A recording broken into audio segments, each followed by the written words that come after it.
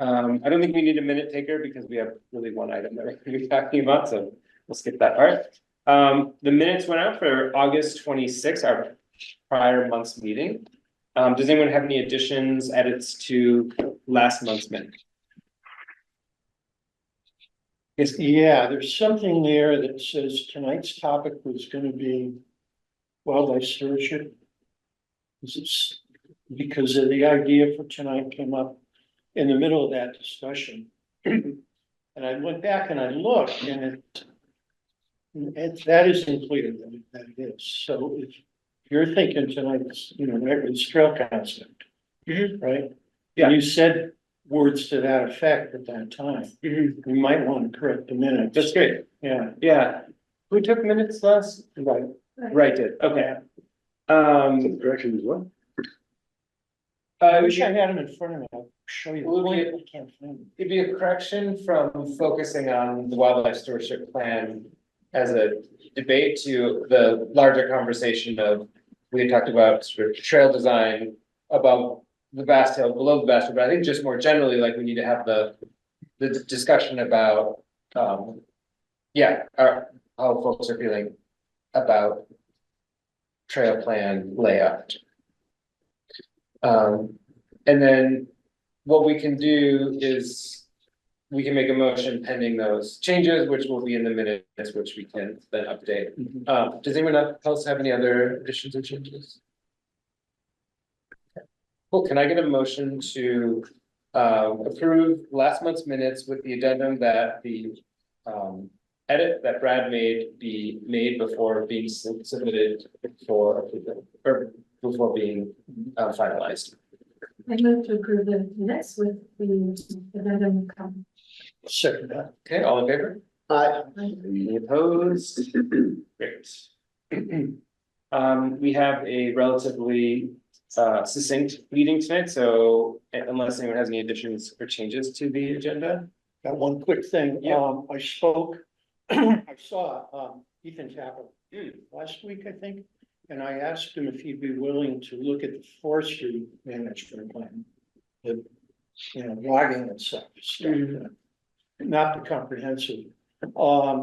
And do an update on that because a lot of that is future tense. And a lot of it now belongs in past tense. A lot of that work has been done. Yeah. And so he agreed, he would have to charge for it. He's no longer the county forester.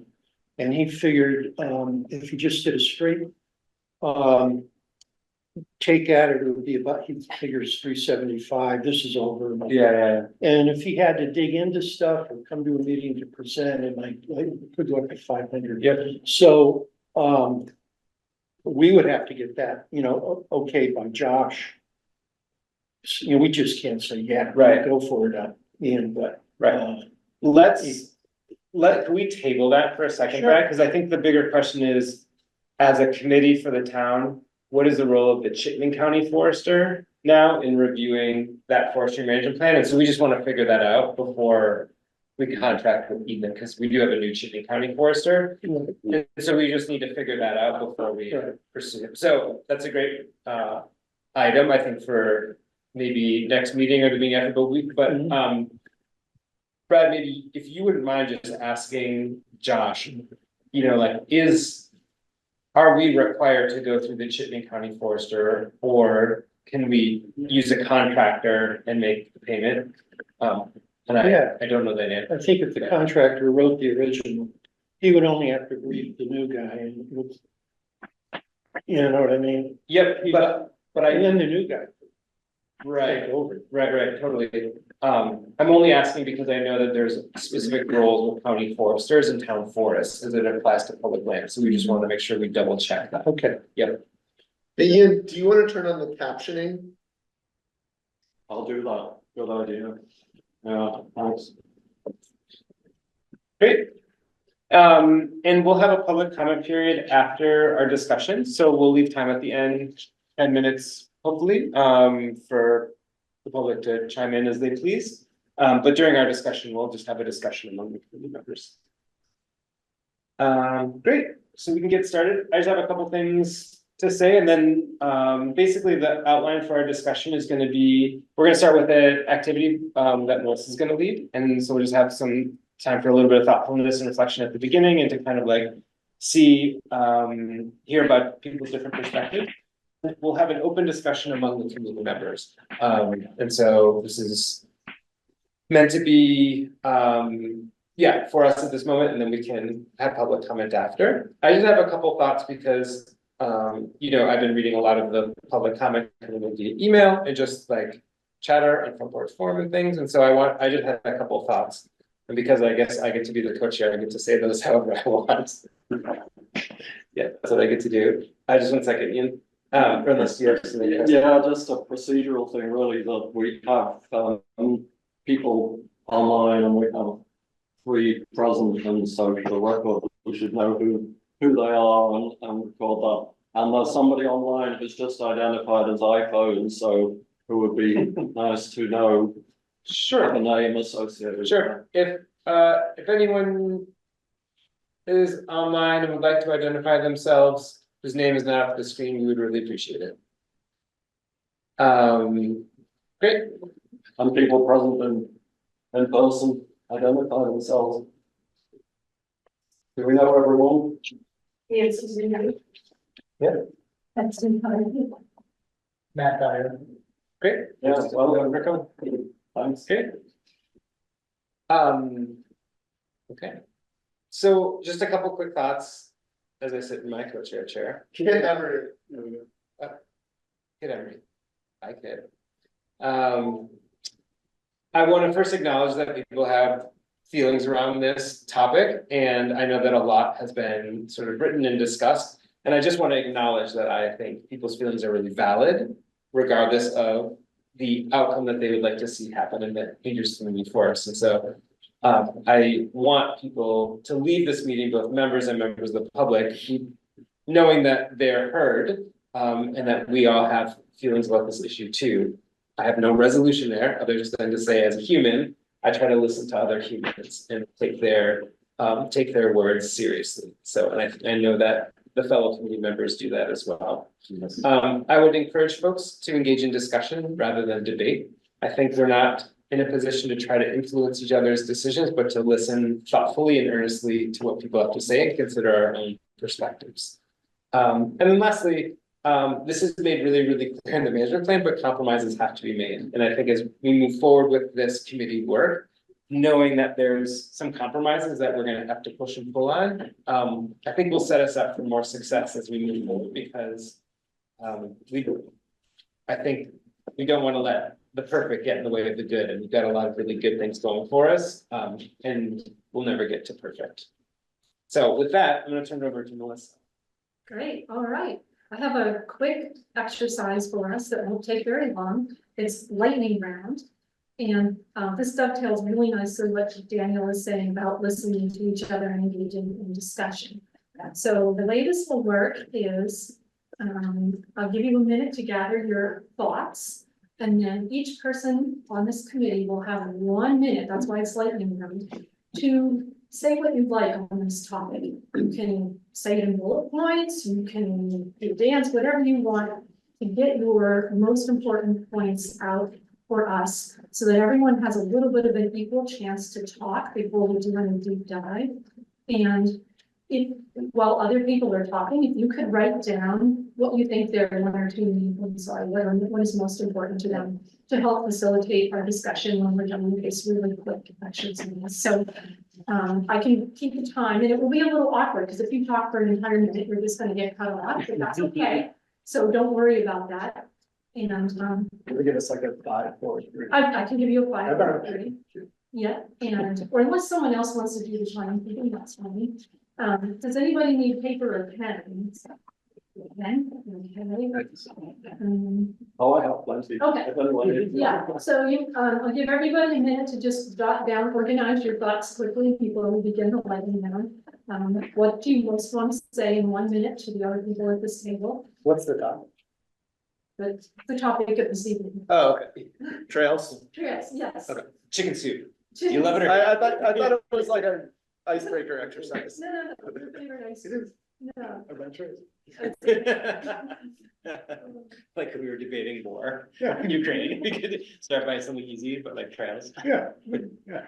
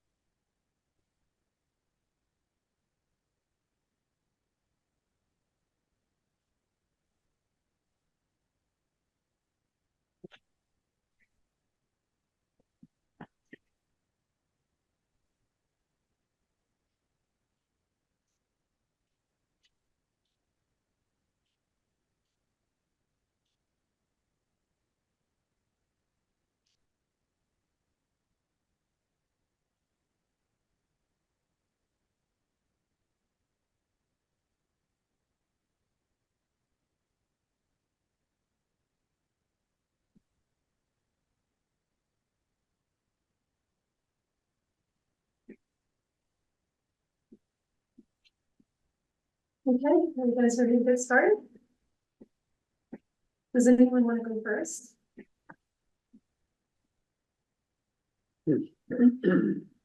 I can go first, that's okay.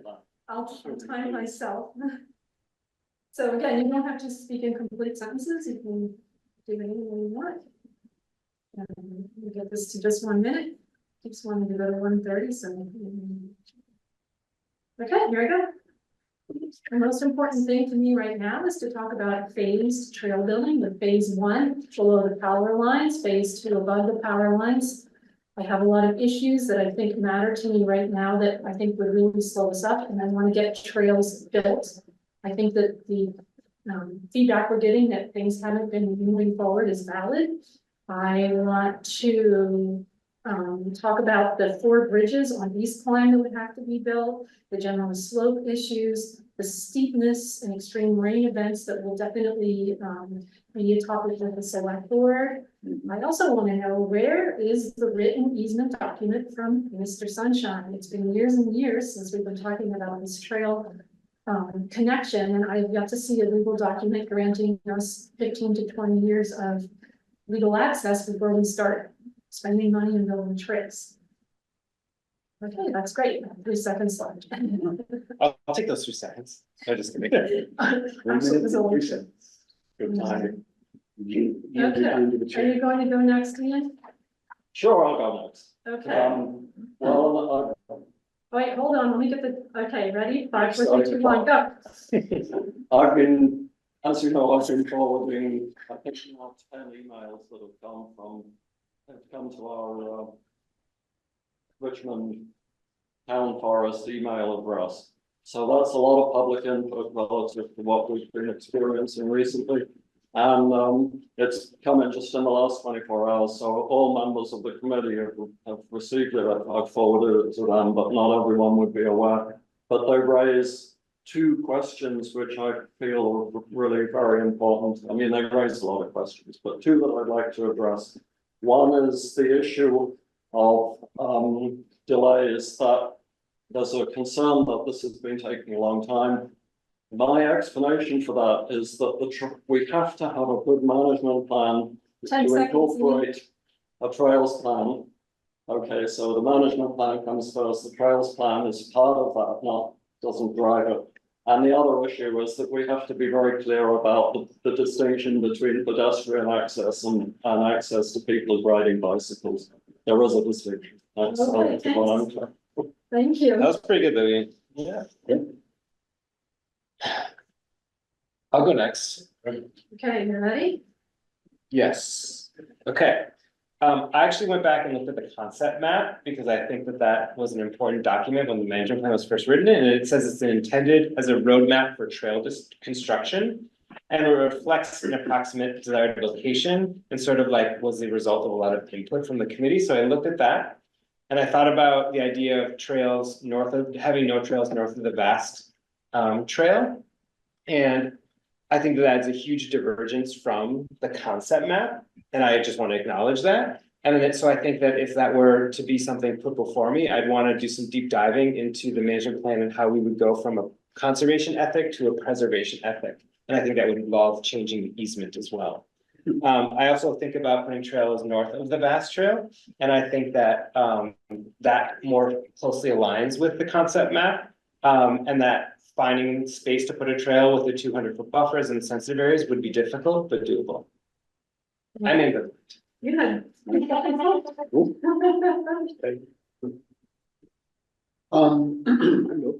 Right. So I thank you for doing this, Melissa. I really like it. I think it's possible that we could talk for another 10 years about this and not all agree still. And I think there are things that we're just not gonna agree on at some point. And that's okay. This committee is not meant to run by unanimity or consensus. At some point, we may have to just invoke a vote and, you know, execute our responsibility as community members. And take the vote, and then whatever we decide, we gotta live with it, because that's how this democracy thing works, and that's what we're into it. So at some point, we gotta call the question, and we have to vote on these things. I hope that we can make the right compromises before then. I think we can, I think we have.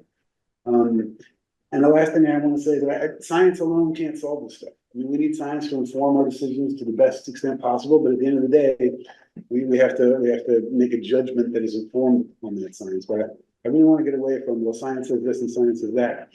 Yes, it does say those things, and we have to make a judgment about what it means for this community and in that forest. So that's it. Nice. At least me, I think, right? And she- Chase. Oh, jeez. You got it. What, want me to go? Yeah. All right. I'll start just by saying, ready? Got time? We really need to make it clear to the community that we are not capital N, capital O, capital T, talking about banning trails, human access from the north. As people who should know better have been bandying around. What we're doing is we're working hard to figure out how we can actually expand trails, to improve trail experiences in the forest, while still meeting the obligation that we have under the easement to protect wildlife, biodiversity, ecological functioning, and on and on. And to do that, I think we have to rely on the science.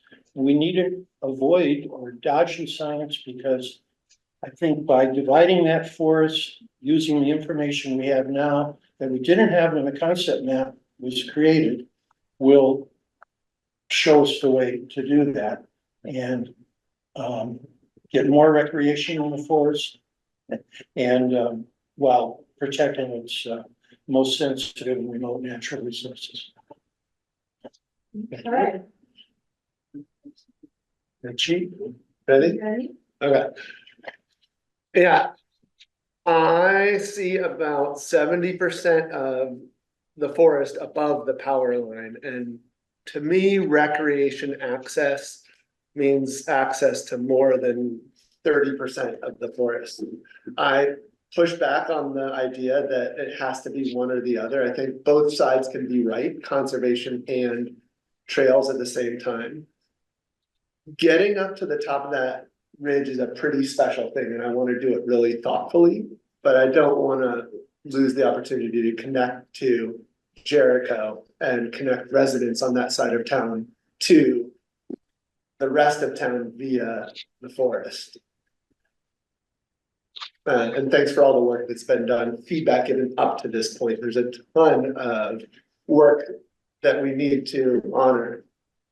2 seconds. Great. Thank you, Melissa. That was a very It's an interesting thoughtful exercise. thing to Appreciate that. do versus, you know, Yeah, gives everybody a little chance to talk. Yes. So now I'd just like to open it up to folks, and I think the discussion can go in whatever direction we want it to go. This is the awkward part where we start.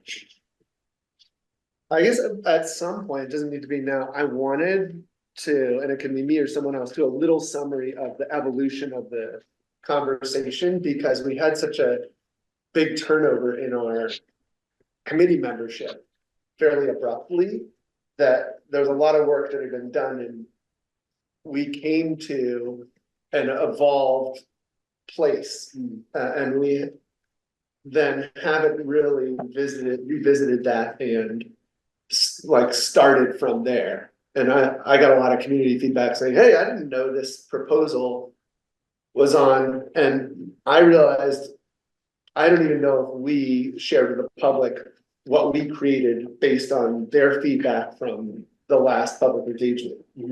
And so if anyone, I don't need to be the person talking, but it would be worthwhile, I think, to set a history of where the trails conversation has gone, so we honor, there was a lot of work that got it to this point, and a lot of compromise.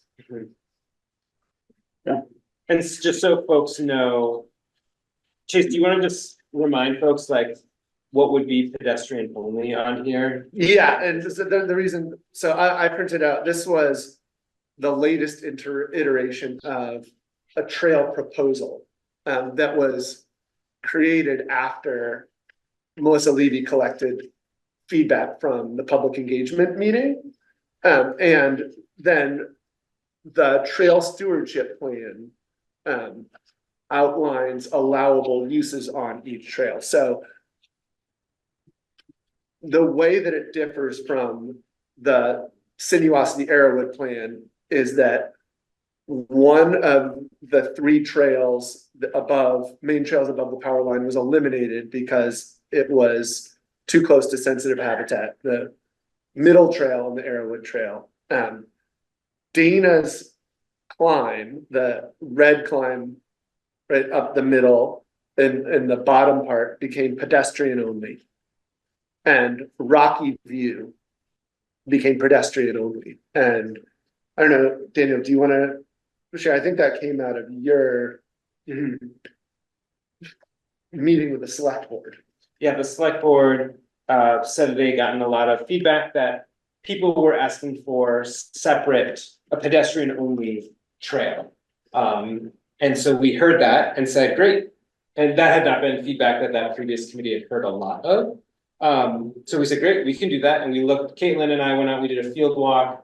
We looked at the different types of terrain and the trail, and we said, yep, seems like Rocky View seems actually kind of inappropriate for a bike and seems really appropriate for pedestrian only travel. And then we figured if there was one below the power line that was pedestrian only, it would make a nice loop for people so they could go out and do a hike in that sort of setting of having only pedestrian traffic.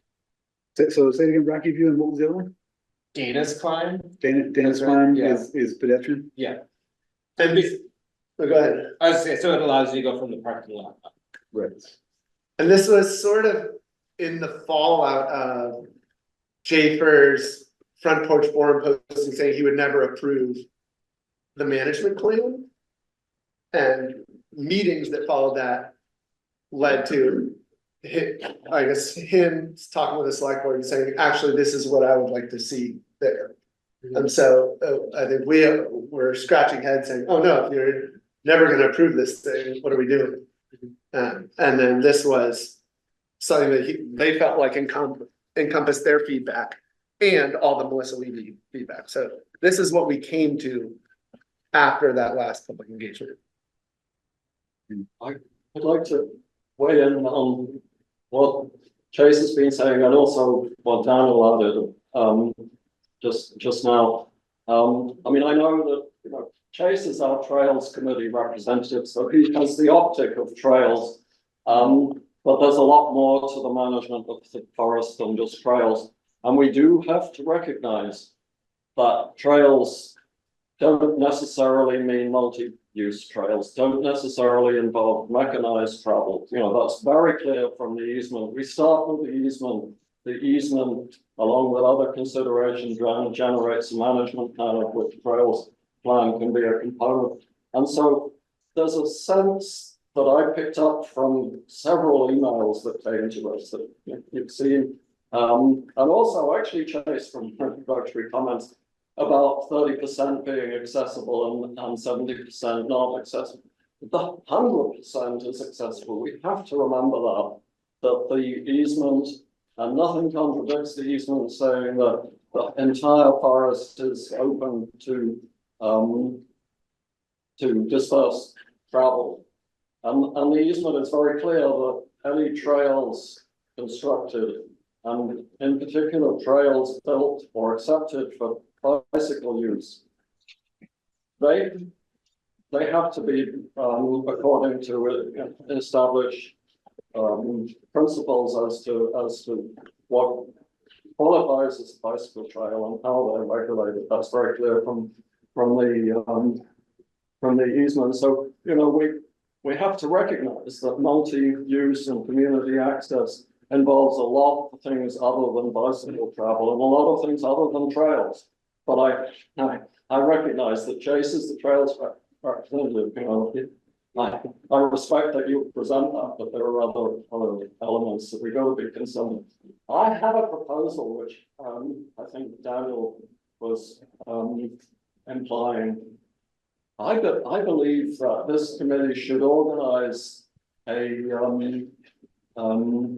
hike, foot pedestrian travel exploration, starting up the kiosk and going up to the ridgeline to witness the connection with sunshine, because I don't know if everybody has done that. I've done it just very recently. I went up to just the last section. I followed basically called Hemlock Valley Trail, which is an old logging road and is extensively used because it's very easy to travel and it's easy traveling, especially in the Hemlock Forest.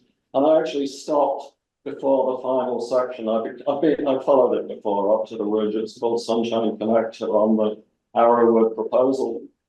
And that it's a bit more like pushback, but it's doable. I've done it more than once. So that's my proposal, is that the committee organise a site visit, a public visit, so that everyone is just well aware of the terrain and what's being proposed. I love it. Is that I like that. Is that a motion? Is that a formal motion? Because I would second that if it is. I mean, we are planning, right, on doing our next meeting at the forest, and perhaps we can see if folks can show up earlier and incorporate that into that meeting. Yeah, we should talk about that because, Yeah. well, the minutes say 5 p.m. I think there was a suggestion of 5:30. Twilight sunset is 6:30. Right. So We'd have to my do that. estimate is to get up to the ridgeline and down. That would be a 3-hour travel. People Yeah. stop and chat. So yeah, the 30th, unless we started. Let's table this. We can talk about this. Yeah. Over email, the Yeah. agenda for next week, Well, but I think just we're. one point on that, would it be a legal meeting? We really should talk about that. It's not, this is that's a trail work that was posted this Jameson trail. So we wouldn't You're need, talking about something different now, Ian. Our time for next time was to work on trails and talk about what needs to be clear, not. Yeah, that was my fault. so no official meeting until October 20th, That was my understanding. This is our official meeting of until Halloween. Okay. Ian's moving into something more public. Yeah. Ian, I want to follow up really quickly on what you were saying about dispersed access. My read is that it takes a lot more fitness and skill and confidence for the average person to travel in a dispersed manner up through the steeper, like upper 70% of the forest, that the handful of us would be confident doing.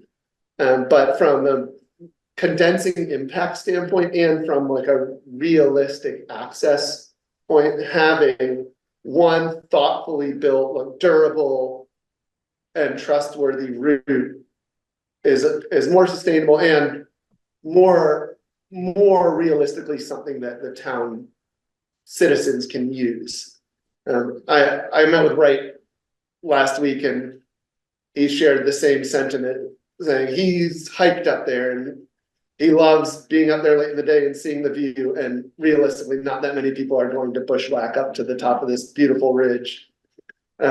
Because, well, a number of reasons, right? And so while it's legal, it's one, not what we want in terms of impact, people just trudging everywhere.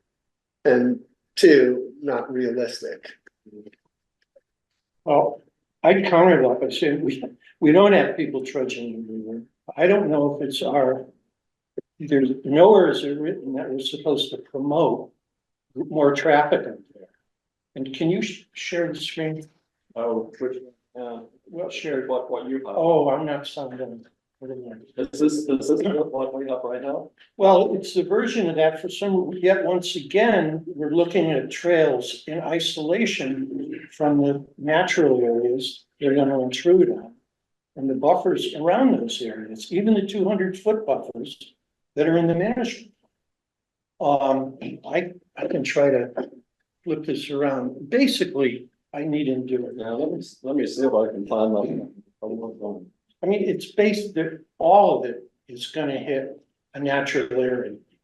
Right, we're gonna cut a swath through that forest with concentrated traffic on two trails. This, the map I've got shows the old one still there.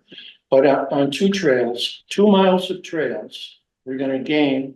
And at the risk of messing up all these places that the very topography you're talking about is protected over the years. We're gonna circumvent that at the expense of, for one relatively narrow band of recreator. I've been up there too, 73 years old. I know everybody in town might not be as fit as I am.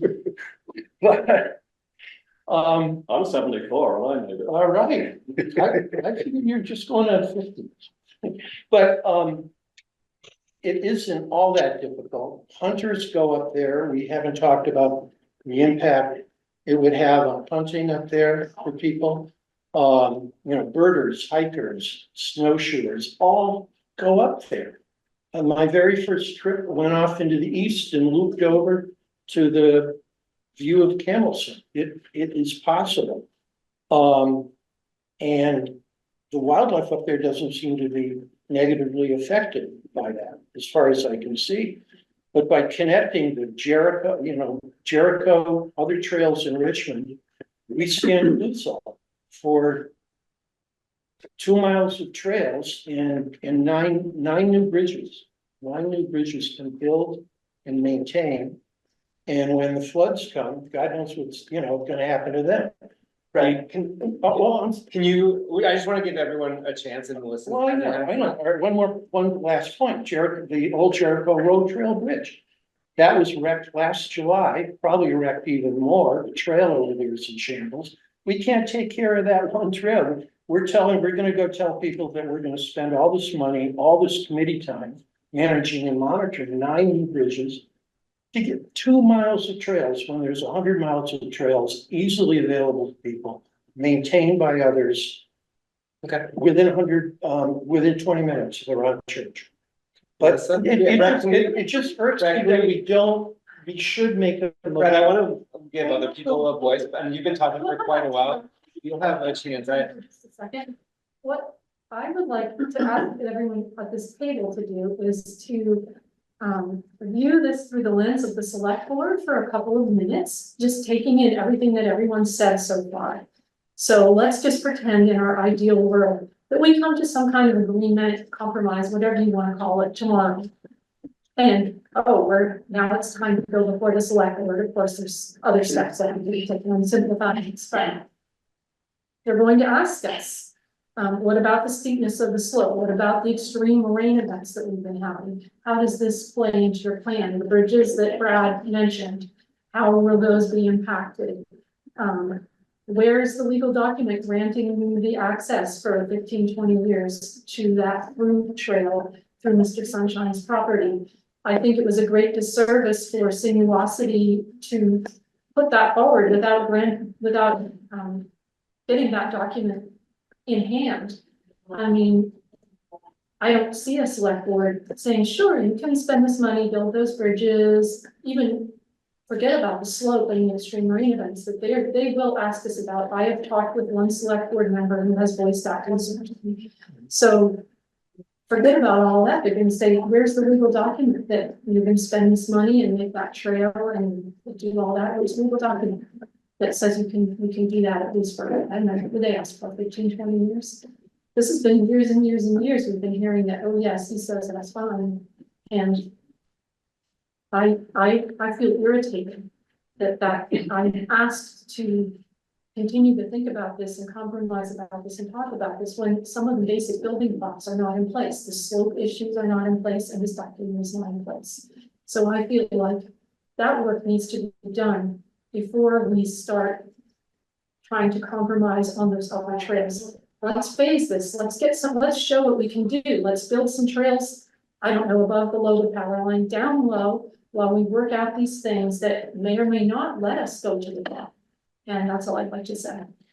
Yeah, I just want to piggyback on what Melissa said, because I think she's offered a really good perspective. I think about what this is going to select board, and I think they're going to say, what needs do you meet in the community? And one of the things I've really seen is the river trail, which is a great access point for a lot of people who might want a more accessible trail, who might be younger, older, whatever it is in various states of disarray. And there's just not a lot in Richmond that's very accessible to folks, not much universal design.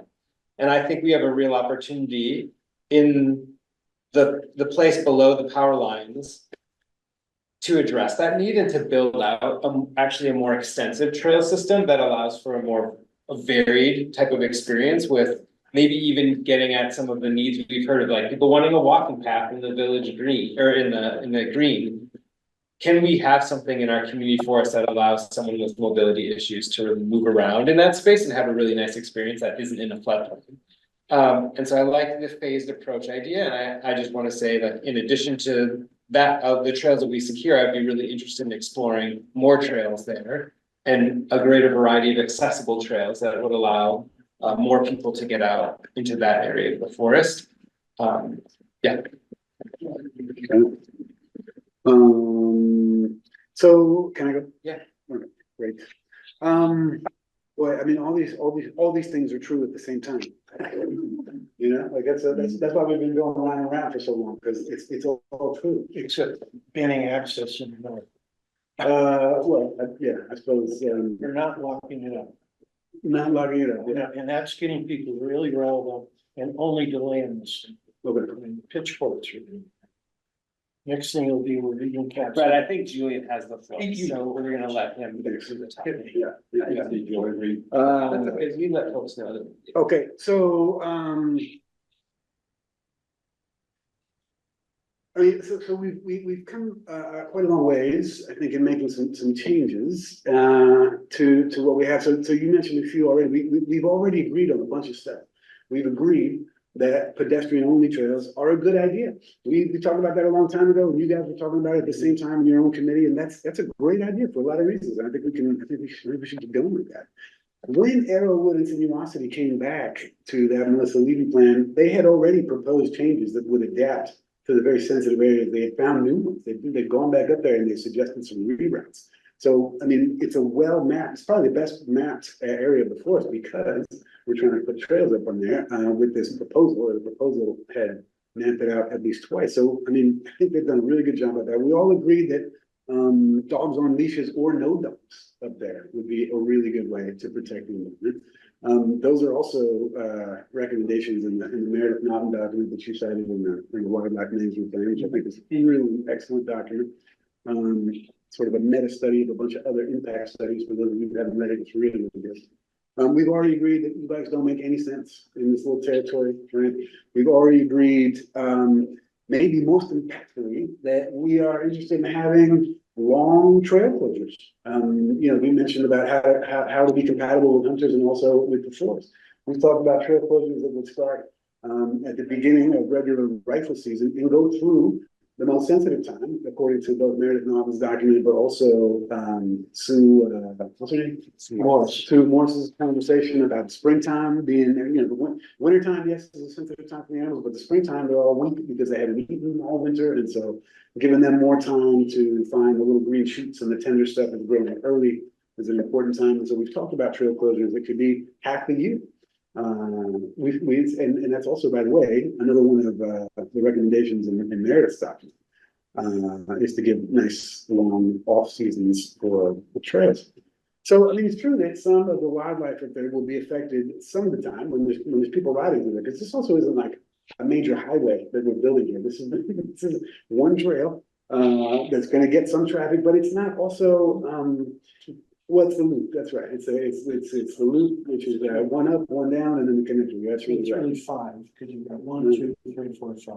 Anyway, Well, I look at that as one loop. Well, you got with the connector. we've got the connector, and you think the bridges and infrastructure need to be. But that's a different story. But on the map is that loop with the sunshine connector that goes to the top.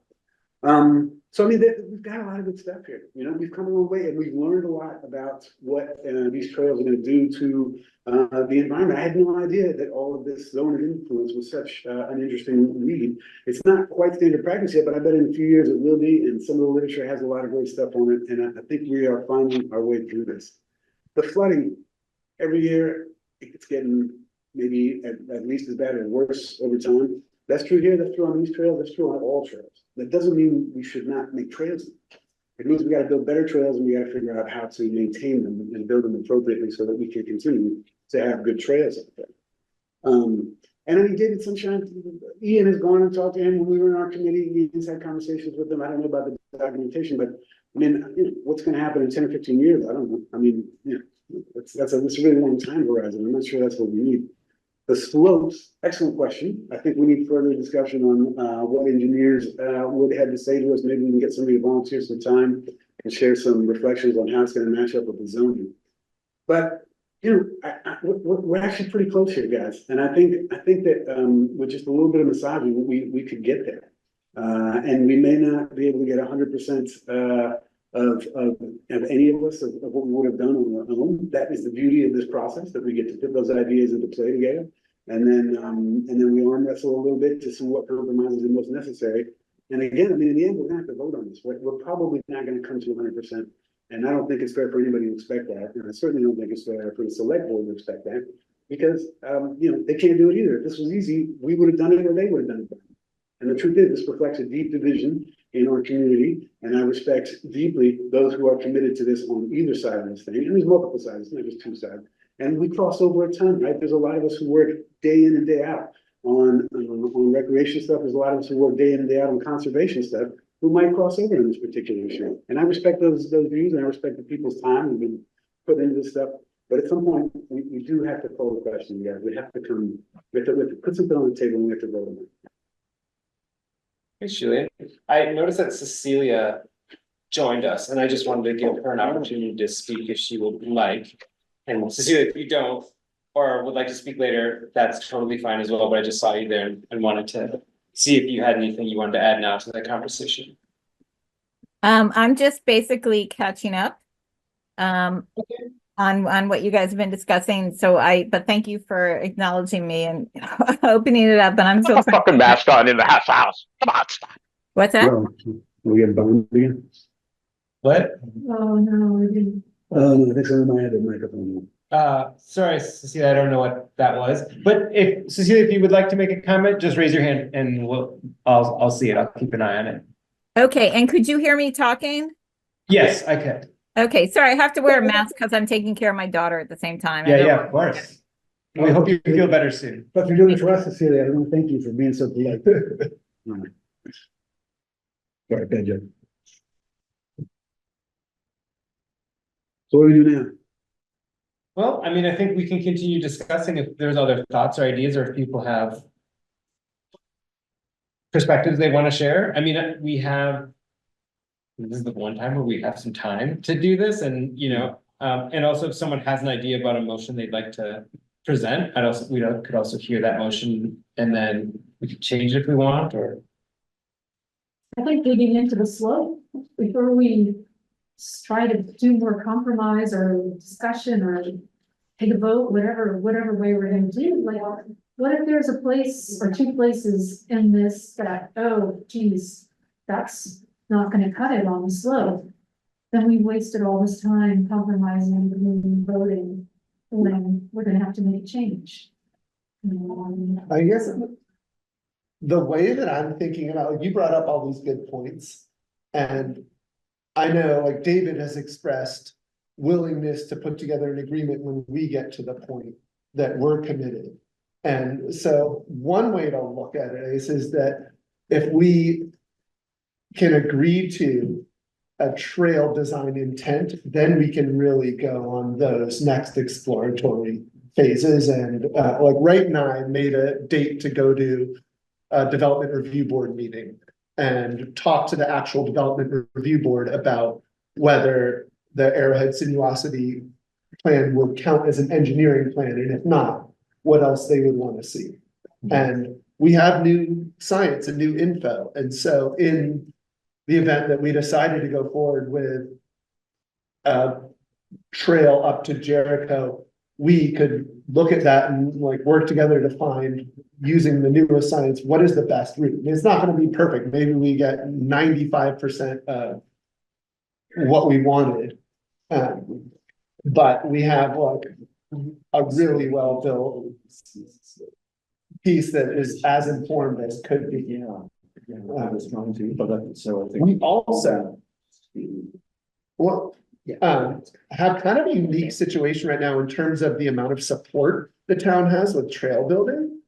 Because there are, instead of just having the town trails committee, which we had in the past, we now have a VIMBA chapter, which is Vermont Mountain Bike Association, but is committed to multi-use trails. And they actually have a ton of professional trail building access and to resources, to money that may be available in the future also. But they have reached out to the town trails committee saying, what's going on with Andrews? We want to be able to support and commit to being a resource for that in whatever capacity you want to. And we as a trails committee said, well, it's not our role to give that role away now because Andrews hasn't made a plan yet. But that's a major resource available to us where I don't think we would be asked to put up all the money for bridges and building, and we'd have some pretty powerful partners. Also, so I just want to point out that the bridges are a way of preserving the natural landscape there. And so it's a way of keeping the landscape less threatened. I mean, it's actually a good thing. Right, preventing stream bank We're erosion. talking more about bridge upkeep and cost, Sure. not that it's a feature that is I got you. detrimental, right? It's spanning the areas that we want to preserve. I appreciate the clarification. It's Vimba helping on Old Jericho. I mean, it's been over a year. So they've come to us and asked, no, we own that as a town trails committee. Right, so why haven't you tapped them? We own this as a town trail. So there's a whole process. They have asked if we want them to take it over. And we haven't said yes to them because we're working with folks in the UVM engineering department that are redesigning the bridge as part of the outreach curriculum. With the condition of the trail change over there. I mean, right now. It's changed a year few ago, times. Fall off. Yeah, It's a disaster. it's in rough shape and it's at the forefront of everyone's mind. I think in the trail committee lines, like river trail always comes first because it gets so much use. And there's a little bit of next level planning and engineering needed for Jericho Road at this point. So that's a different scale of bridge. I mean, Yeah, it's a much different bridge than we'd be talking about it. I mean, that was a bridge with like two huge piles that. But you're talking, 9 more bridges. But I guess I would offer as an analog, the bridges that are analogous in Richmond trails up higher in the woods get pretty thoughtfully maintained and pretty quickly repaired. Like if you've been up in Preston, yearly the bridges get kind of touched up. And I feel like we do pretty well with that, and Old Jericho Road's tough. Yeah, I heard you saying you're going to the GRB. Yeah, Could you let other people? Yeah, when is that? know? I feel like that's an Andrews community That's forest nice. community thing too, so What's I kind of. yeah, want Yeah. to know, like, oh. yeah, We we did it have as a fact finding and meeting. You already concept. have that? No, we made the plan. when is it? We. Let's look it up on. We haven't set a date yet, we just, So you said you set a date. Wright and I met and. Okay. Said. It's conjecture until we actually meet them Okay. and say, because when we were talking with Tyler about the need for an engineering plan, he said. When we asked, what is an engineering plan? He said, well, that's up to the DRB. You may be fine with what you have, or they may ask for something different in a site plan. Second Wednesday of the month. 7 p.m. I have a memory that goes back some time to the Rivershore Trail. And it is special because it's in floodway. And the zoning and everything for floodway, it's not just floodway, it's floodway, the river flows through it. So we had to make special provisions for repairing bridges there. And it's difficult, I think, really reflects what Daniel was saying, was that trail is really struggling. Or the trails committee, people are struggling to keep it open, and so we probably should be looking for alternative locations for that kind of accessibility and general appeal. Yeah, agreed. Yeah. I mean, that ecosystem is designed to move and morph. Yeah, I mean, Volunteers Green is another one. It's in is it floodway, or it's probably floodway also. So it's just becoming really challenging to be able to sustain that. so in wanting to think about Melissa's phase, so I'm noticing people shaking their heads and saying yes, and thinking about that phased approach, and I wonder if thinking about what we would present as a motion of wanting to develop trails, so as a first phase, developing trails below the power line, but actually looking at a different trail design that incorporated more universal design standards, aka accessibility, and could address the town need of some trails that have recently been hit pretty hard and they're no longer as accessible. So I just want to throw that out there. I'm not making the motion, but I'm saying like that could be part of one motion, is a phased approach with that increased trail network below the Bass Trail with an eye towards accessibility. And then as part of that also, we could think about including in that the current connection to BYCC, which is already a well-established trail, which is on the Bass Trail. So that could be part of that motion as well, if we want to include it. We have Cecilia with the right. Okay, go ahead, Cecilia. Other people also. Yeah, we'll get to public comment at the end. Go ahead, Cecilia. Yeah, just real quickly on that, obviously accessibility is, some people, their mind goes to ADA trails, and there was some, I guess some modest assessment at some point, thinking that ADA trails would be difficult. I liked your phrasing about with an eye to universal design, or, in an eye to accessibility, but I just didn't want to, commit us to making ADA trails in this steep, rocky lower part that may or may not be, we've already thought about in the past and thought, it's not great for that. There are other places in the town that are good for truly ADA things. Yes. I also wanted to say that my one overarching thing is we move forward with the trails plan, or a couple of overarching, but just one is the idea of, we've already been naming them so we can talk about them. But we had committed in the past to using Abenaki language names, which would be a really great way to sort of bring that language back to the land. And I just wanted to keep that alive as we talk about what trails we end up with. Thanks. That's a great idea, Cecilia. Thanks for that reminder. Yeah. Yep, Brad, you have a comment? I don't know if we're ready to do a motion. I mean, we've got people that were charged with the wildlife stewardship plan, right? Developing that. We haven't really talked about that at all. It's just a proposal right now, but you know, we've yet to talk about that. The various trail plans, the things we agree on, the things we don't agree on, what Julian talked about, we met, a couple of us met to talk about that informally and do pros and cons as Cecilia suggested. We didn't get through all that. There's an assessment of the new maps that we would need. And then each of us has homework to come up with draft again, objectives and tasks for every part of the plan. And it seems to do a motion on something that's really kind of contingent on a lot of the information that comes through all that at once it's presented to the full committee and the public. We need to factor into, you know, what we're gonna do on the trails. I can see maybe some merit in 2 phases. But I want to know more about phase 2, actually.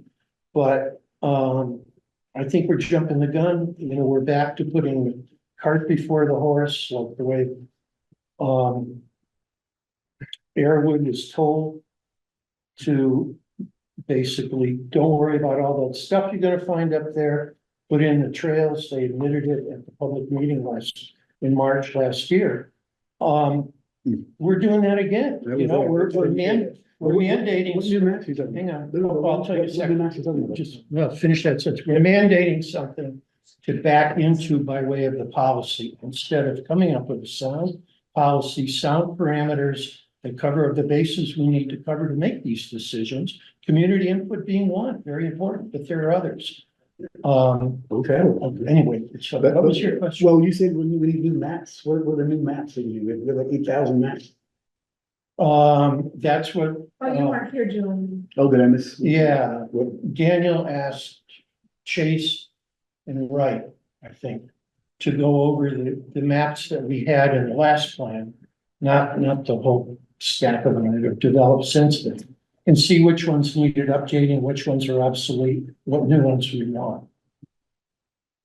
That was in the management plan. That was just like, there's some maps in the appendix that are fairly dated, so it would just be like, have we made maps that we could just update? I don't think it would change much of the content of anything. It was more just like, if we're gonna go through the process of updating, we should just take a look at the maps. But it would change things if the map, if we had a trail map in there that showed what those trails were gonna affect. We do. We got all those heat maps, those great heat maps, those beautiful big red dotted, Not green with and purple heat maps. without the trails imposed on it. No, we have those on, we got a bunch of those with the trails on that are on Ian's website, but you can see where. They're on Ian's website, yeah, but that's not the ACF website. And we as a committee, and our consultants didn't do this either. They never put all that together. You can do it if you go into their map tool. Yeah. And anything that's on the, you know, the Ian's website, we call it. Yeah. Was created from that, and Bob Lowe created a million maps that show all that. That one that was up on the screen a little while ago that shows what the 200, the meager substandard 200-foot buffer in the old plan. That came out of Bob Lowe, but so I mean, the idea is some of those maps maybe ought to be in the new plan, and then it was. And then all those other things. So I just think it's premature to start settling on a trail concept, because in a way, that's how we got in trouble. Well, so I agree with you that if those maps aren't under formal consideration, whatever that is, and I don't know what that means exactly, but if they're not here, we should bring them. They're beautiful maps, they're very clear. The trail overlay shows exactly where the trails go and don't go in terms of the sensitive vernal pools and the hardwoods and all that stuff. Yeah. We should look at those, because there is a chunk of those trails on those maps that goes through in between 2 red giant balls that we need to figure out if we're willing to accept that amount of impact in that place, or at least discuss it. So I think we should bring some maps, but I do disagree with you though, Brad, that we don't have the information. We have more information, especially about that right-hand quadrant, that northeastern quadrant, than we have about anything of it. There's so much information. We can't, we can talk about getting more information as much as we want, but it's not going to change what we already know about what's up there. I'm not talking about getting more information. Oh. I totally agree with you. We haven't talked about it. We keep kicking the can down the road. To me, now we're, I don't know, it looks like a Hail Mary pass to go over and avoid talking about this stuff. And you know, you say, yeah, there's science, but we can't always abide by the science. So let's move on. Brad, I would push back on the statement that we haven't talked about. We've spent I have meetings. I guess I one thing, I did not say we should toss the science out and we shouldn't abide by it. I Okay, said the science will not decide for us. It's not enough okay, for us to decide it. I'm okay. not saying don't take it into Great thought. consideration, I said the opposite. We need to Okay. consider the science that we have, and then based on that consideration, make an informed judgment of where we're gonna go. But Okay. the science doesn't answer the questions.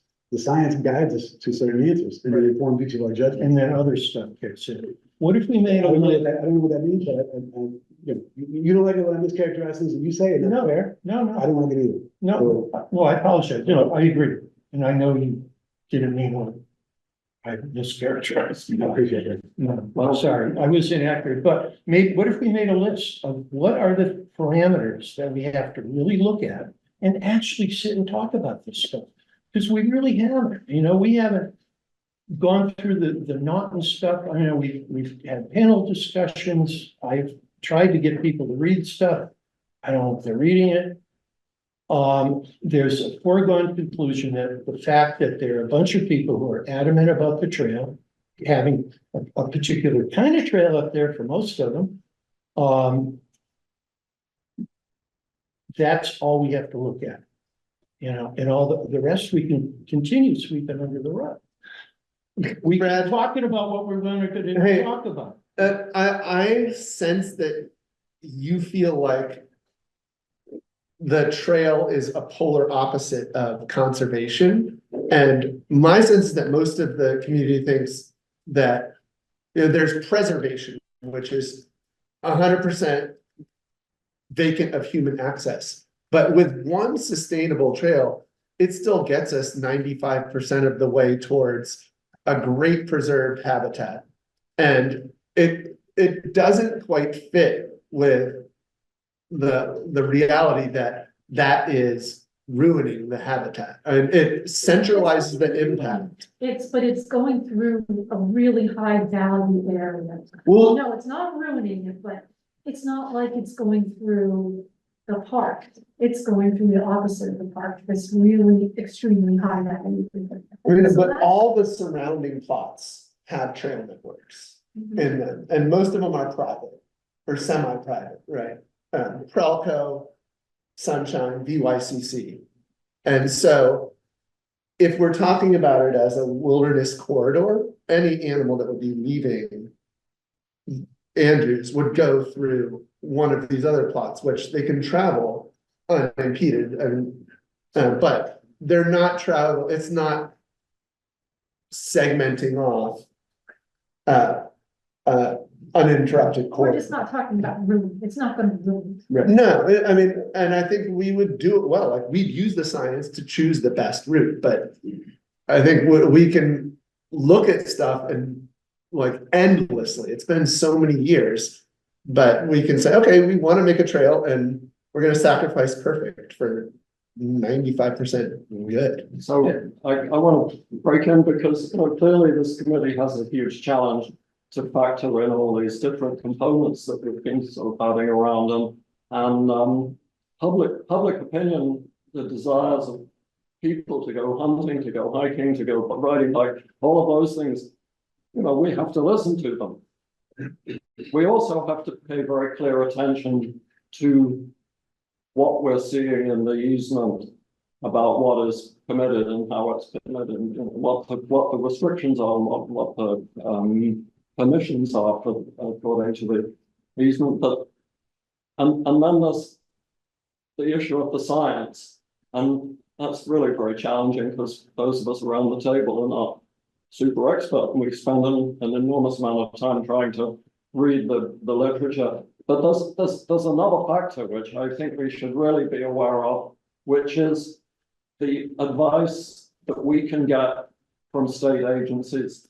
And that's one of the real strengths, I think, in the Wildlife Stewardship Plan, that it's citing the sources of information and the sources of recommendation. I think the central one right now is a new one since 2018, is the Vermont Conservation Design, which has very clear indications as to what is important in the landscape level, what's important in the communities within that landscape, and what's important for individual species that are sharing this land with us. So, you know, this is a plea for paying more attention to what advice we can get from authoritative sources within state agencies that have expert people who are, you know, paid to evaluate the science. So that's our channel for getting an understanding of what the science is telling us, and has to be weighed relative to the human desires and the human ambitions. Who would you like to talk to? I'm sorry. Who would you like to talk to? Well, I know that one person who's already spoken with members of the committee is Andrea Shortsleeve, and she, of course, attended the panel meeting, which was organized primarily by the Conservation Commission from, well, was it 18 months ago, probably now, but that was a panel of experts drawn from this community who are, you know, from this part of Vermont, who are familiar with the issue of public lands as well as forests and other components of the landscape. So yeah, I mean, those, from what I know, there are experts within state agencies, and some of those were present, and also some others from non-state actors as well. Well, okay, so I mean, I love the idea of getting expert advice. I think that's great. You mentioned Andrea Shortsleeve. It sounds like We have to talk to her. Yeah, when we have a ton of stuff to work off of, and we'll use that to inform whatever we do. Like, I think we're all interested in doing things as thoughtfully as possible, but with like ecological management, you have a management goal, and then you use the science to best like do your goal thoughtfully, right? And if the goal was just preservation, keeping humans out, then we would use one set. I think that. And then if we want to create sustainable use, we use a different set of. Point of order. Who's talking about keeping humans out, Chase? All right, For God's just, sake. That was a hypothetical, man. yeah, Well, people aren't realistically gonna scramble up the ridge on their own. I think, But you're not saying anybody's gonna keep. Senior centers done it? no, Who's done it? Senior center groups have done it? gone to the top of the ridge. Yeah, absolutely. From both sides, you can do it. You're huffing and puffing, and you're still gonna huff and puff going up a trail. Yeah. It's not. Agreed. So, I mean, we can try to flatten that ridge. The shot person will speak. Yeah. So I want to try to move us to what would be a motion, and I proposed one for a phase one motion. I want to propose a phase two. And I want to go back to the purpose of the Andrews Community Forest Committee as defined in the management plan, which is oversee management of the community forest responsibly and in accordance with the comprehensive management plan, the conservation easement, and the forest management plan. In the easement and the management plan, we have established buffers for all sensitive areas. Sensitive areas include vernal pools, riparian areas, and specific habitat types that are either rare or uncommon. All those buffers, anywhere from 50 to 200 feet, are included in the easement and the management plan. It's entirely possible to look at those areas, include the buffer, and say, where would a trail fit? Right? And from there, you could say, okay, now we have to take into consideration slope. Now we have to take into consideration a whole lot of things. And I think a phase two approach could be that we pursue a trail. I've heard one trail or two trails. I don't know. We can talk about that, like whether it's a one trail or a loop trail. But I think we have all the information, and our charge isn't to continue to gather information ad nauseum from experts. It doesn't even say getting expert advice in the management plan whatsoever. I think it's a good idea, but I think that we have the data that we need, and we could move forward with saying, you know, we want to put a trail here. We know these considerations, and this is our phase two. Or something like that. And so I just want to throw out that idea. Um, Can I make a friendly amendment? you can make any amendment you want. Okay, so I dig that. I think we should do a phased approach, so long as you mentioned, we understand what phase two is about, which is where you're getting at, which I like. I think we should probably define a set of definite either questions or tasks that we need to get resolved. And then once we do that, then we make a vote on phase two trail building. I would suggest that some of the elements in that phase two preparation phase are, just had them in my brain. Oh, yes, the engineering consultation, so visit to the DRB and consultations with people who know about slope and whether or not this is relevant to that conversation. I would suggest, as I think it was you, Brad, talking about the objectives and the tasks, which we've talked about in the past, we should probably, I mean, I agree, we should set those out pretty clear before we make any judgment on trails. And those are the two things that I would say. Once we have those, then we bring oh, and of course, I like what you're saying about, are there any other sort of micro or meso adjustments that you would make to an eventual trail that would make even the least impactful trail possible, which I think is all of our goal. Well, and I'd add one more thing to that, Yeah. and this might be a controversial thing. I am interested in, based on the management plan and the conservation ethic housed within, I'm interested in closing down all the logging roads and building one single trail or a loop trail as a way of concentrating people into one area and allowing many other areas to remain people free. And I think that the ability to not have dispersed people on multiple unsustainable, inaccessible trails above the vast trail and keep them concentrated in one more accessible, more sustainably built trail is a much better option. And it actually reduces our overall trail mileage and it makes more of the forest free for wildlife to move around in without any human interruption and kind of keeps people focused in one area. And that's the latest science as well. Yeah. What would that do for hunters? Hunters could then, well, I think that's an open question we can talk about. My assumption would be that any type of dispersed use, it will always be allowed per the easement. So anyone can walk off trail however much they want. We Okay. wouldn't ever I thought you were saying. limit that, Okay. but we wouldn't maintain those trails. We wouldn't, I see. So I get you. if you identified 7:15 as a good time Yeah. to invite public, Cecilia probably should I go. want to throw in one thing, Don't- to our phased amendment. Cecilia, I think. the current proposed doesn't call for any new trails below the power line. And so Right.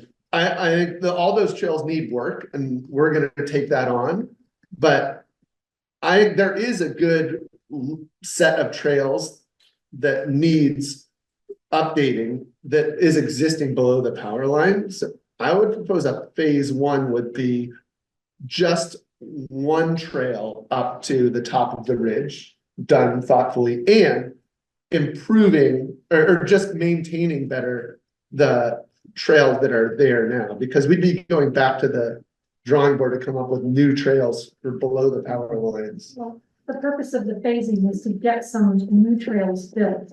That was my original intent. And to give us more Below the time power lines? in the lower area. I mean, I'm just, where it's easy. These things going up to the ridge are the things that are gonna need the further consideration around the slope and the DRB and this are gonna be the sticky points with the select board, so that's kind of was the reason when Define put thought, the trail up high to the ridge in phase one. define thought. One, the purpose is to do something easy to show that we can get some trails built that people can use on the ground while we tackle the other issues that are involved in going up to that ridge. Cecilia, you have your hand up. I wanna give you a chance to talk. Yes, okay. First I wanted to thank you, Daniel, because that was my comment of, wait a minute, we have roads on the site that people are using as trails, and if we don't incorporate them in the trail system, we should do something to retire them. We have to, that's just a reality. Those areas are being used. If we could put a buffer around them, it would show more use. So I'm a big fan of putting them at least on our agenda to deal with, answer the question about what deer hunters think about closing down those trails. And then focusing use more clearly rather than all over the forest. Second thing is trying to remember. Oh yeah, there's other ways besides building a trail or not. There are other ways to manage impacts on wildlife and ecology. As we all know, there's seasonal closures.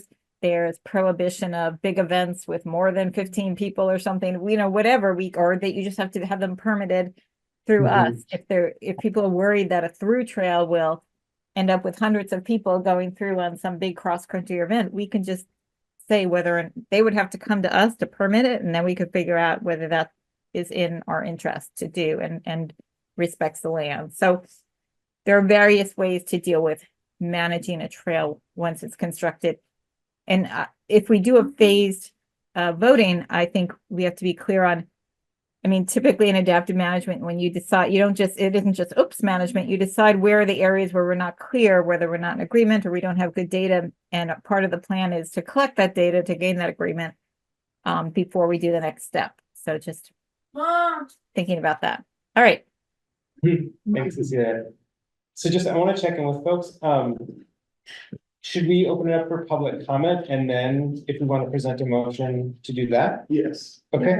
I didn't mean to jump on that at all. I just think that if we want to work towards getting up on that ridge right away, we should then let's just keep going with what we're going. But maybe we can do something to show that we can get something done while all that. Yeah, I totally like your sentiment there. Like, we need to get something done to show. Sure. Agreed. Even if it's just cleaning up what's there on next 2 weeks from now. Yeah, that is. Yeah.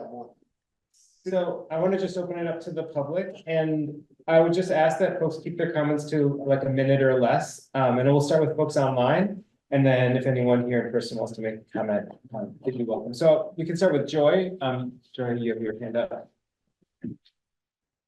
Hi there, Joy Reap. I was a member of the Planning Commission for so many years, I actually can't remember how long.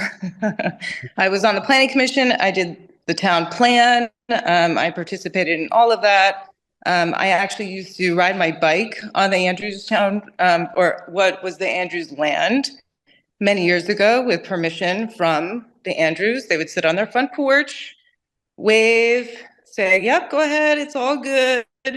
And I just want to remind everybody about the town plan and read to you on page 36. There is a goal, it's number 5, support interconnectivity of trails and connectivity of trails. And that goes on, but I just want to remind everybody that is a part of the town plan. And there are trails up there that would be amazing to connect to that we can't if you don't go up high enough, is my understanding. I think that's really important. I've been really frustrated with how slow this process has been, even more so by the members who have left the committee because they were treated poorly by people on the board, from the select board, the community. So just overall, I really hope that you guys can get something done. I think that people should be treated with respect, both in the public and on the board. And I think it's really important for trails to be connected. It's in the town plan. Thank you. Thanks, Joy. And just to add color to Joy's comment, it's also in our easement, if you didn't know that 2B says provide public access and meaningful recreation links to private and public lands. That's part of our easement as well. Tyler.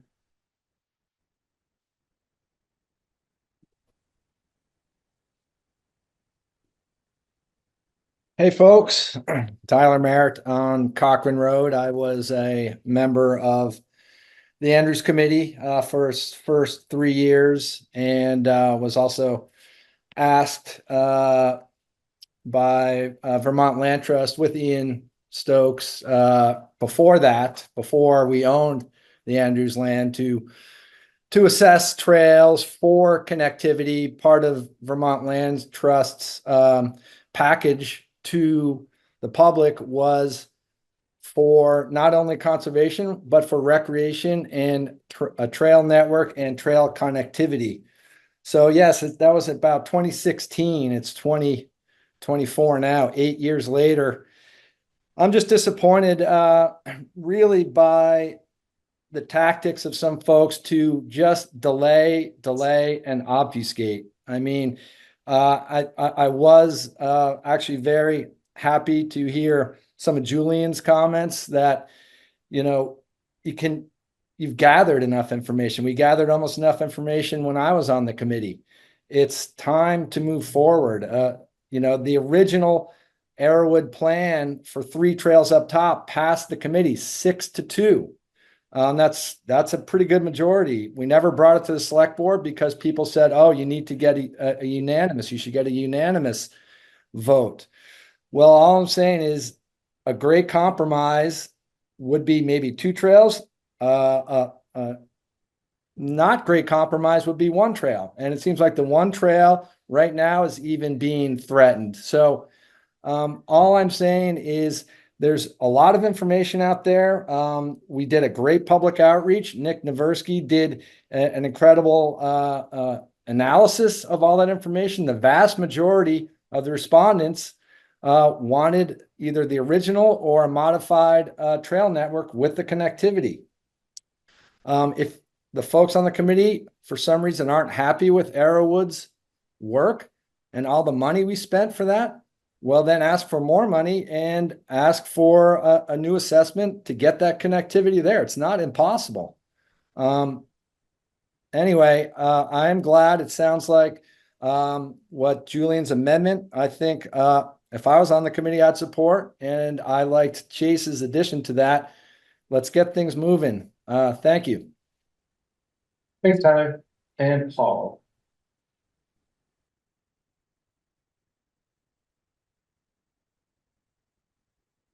Paul, do you still have your hand up? Do you want to make a comment? Okay, well, Paul, we can come back to you. You're available. Anyone in the room want to make a comment? Go ahead. Hi, Matt Dyer, actually own the Andrews Farmhouse. The original property there. And so I've kind of been witnessing this whole thing for the last, sadly, 8 years. And I have a few things to say. Generally, I think I really also agree with Tyler that I really appreciate what Julian said about, at some point, just doing something is important. I mean, it's hard to believe that all of the information that's been collected, that it's very clear to me that there's been a lot of thoughtful research done to have a combination of trails and conservation and do it in a thoughtful way so that nobody's happy, which is the sign of a good compromise. But I also wanted to say anecdotally, I'm absolutely not speaking for the Andrews family, but in conversations I had with them over the years, they absolutely wanted to have this be accessible to everybody, to be able to use the whole forest. The idea that we're not going to develop the top because I find that ridiculous, that the idea that because some people can get up there, we're not going to put trails, that's insane. The town paid for this forest for everybody to use. Therefore, everybody should be able to use it that can and wants to. Shouldn't have to have a compass. You shouldn't have to know how to rock climb to be able to get to this. The ridge here is beautiful. I don't know. I very much support an integrated trail system, multi-use, and connecting to the other trails to Echo, Joy, and Tyler. I think it's always been a really important part of the plan here. So anyway, thanks my thoughts. Other folks have comments? Okay, go ahead. Hey, Daniel, it's Paul Hoff. I figured out how to unmute my phone. Oh, hey, do you mind just waiting for one second? Okay, yeah, go ahead, Paul. Thank you. Yeah, I've been following this for a long time, and I think the committee has to realize that it's the town forest. It's the town's forest. It's not Jay Furr's forest. He can influence you all he wants, But at the end of the day, he's supposed to, and the committee's supposed to represent the townspeople and the owners of this thing, and not just the interests of a minority of the people. And I think I've said this for years, that this committee has had the opportunity to set the bar for ecologically sensitive trail building, and you could use that as an example for trail networks across the state or even nationally. And from my perspective, that's getting squandered, and it's sad to watch. That original proposal, even though it had some warts on it, which could have been ironed out, could have been a shining light for a lot of development everywhere. And unfortunately, if somebody were to ask me now, what would you do this process, or if some other trail network said, hey, should we go that direction, I really wouldn't recommend it. And I would, if I were on the committee, I'd vote against the phase thing. I think it's just another way to delay decision making. And I think it seems like everybody on the committee's made up their minds. Certainly Brad's not going to change his perspective with whatever information comes in. And I'm sure there's other people on the committee as well. So I make a decision, put together the recommendation, get it in front of the select board, and see what happens. Like another 2 years down the road to develop trails is I don't see the sense of it. Like it's make a decision and own it. You're on the committee. That's my advice. Thank you. Thanks, Paul. Yeah, go ahead. Betsy Hardy. First of all, I just want to say I deeply appreciate all the work, and you all have put so much work into this, and I really appreciate it. Thank you. I know it's been a number of years, and I know a lot of people are really antsy about it and want things to happen quickly, and I think myself that it's great you're taking the time and really studying the issue, and I really appreciate all the digging you've done to get really expert advice from various sources. I did see the is it called the Wildlife Stewardship Plan, and you know, I didn't read it all, but I read key parts of it, and I'd say I agree with that. And the wildlife doesn't have a seat at the table. So I'm glad that people are digging into things and finding out important information that's important for wildlife. I really appreciate that. The basic sounds okay to me. And if there did end up being a pedestrian only trail somewhere, I would appreciate that too. Yeah. But, you know, if that doesn't work out, I understand. It will, it will. But mainly, I want to say thank you so much for all you've done. Thank you. Yes. Go ahead, Jim. No, You're gonna go, John? yeah, go on. So Jim Monahan, I was on the committee for a number of years, and I had to get off just because of the people that were so anti-trail. It was really frustrating.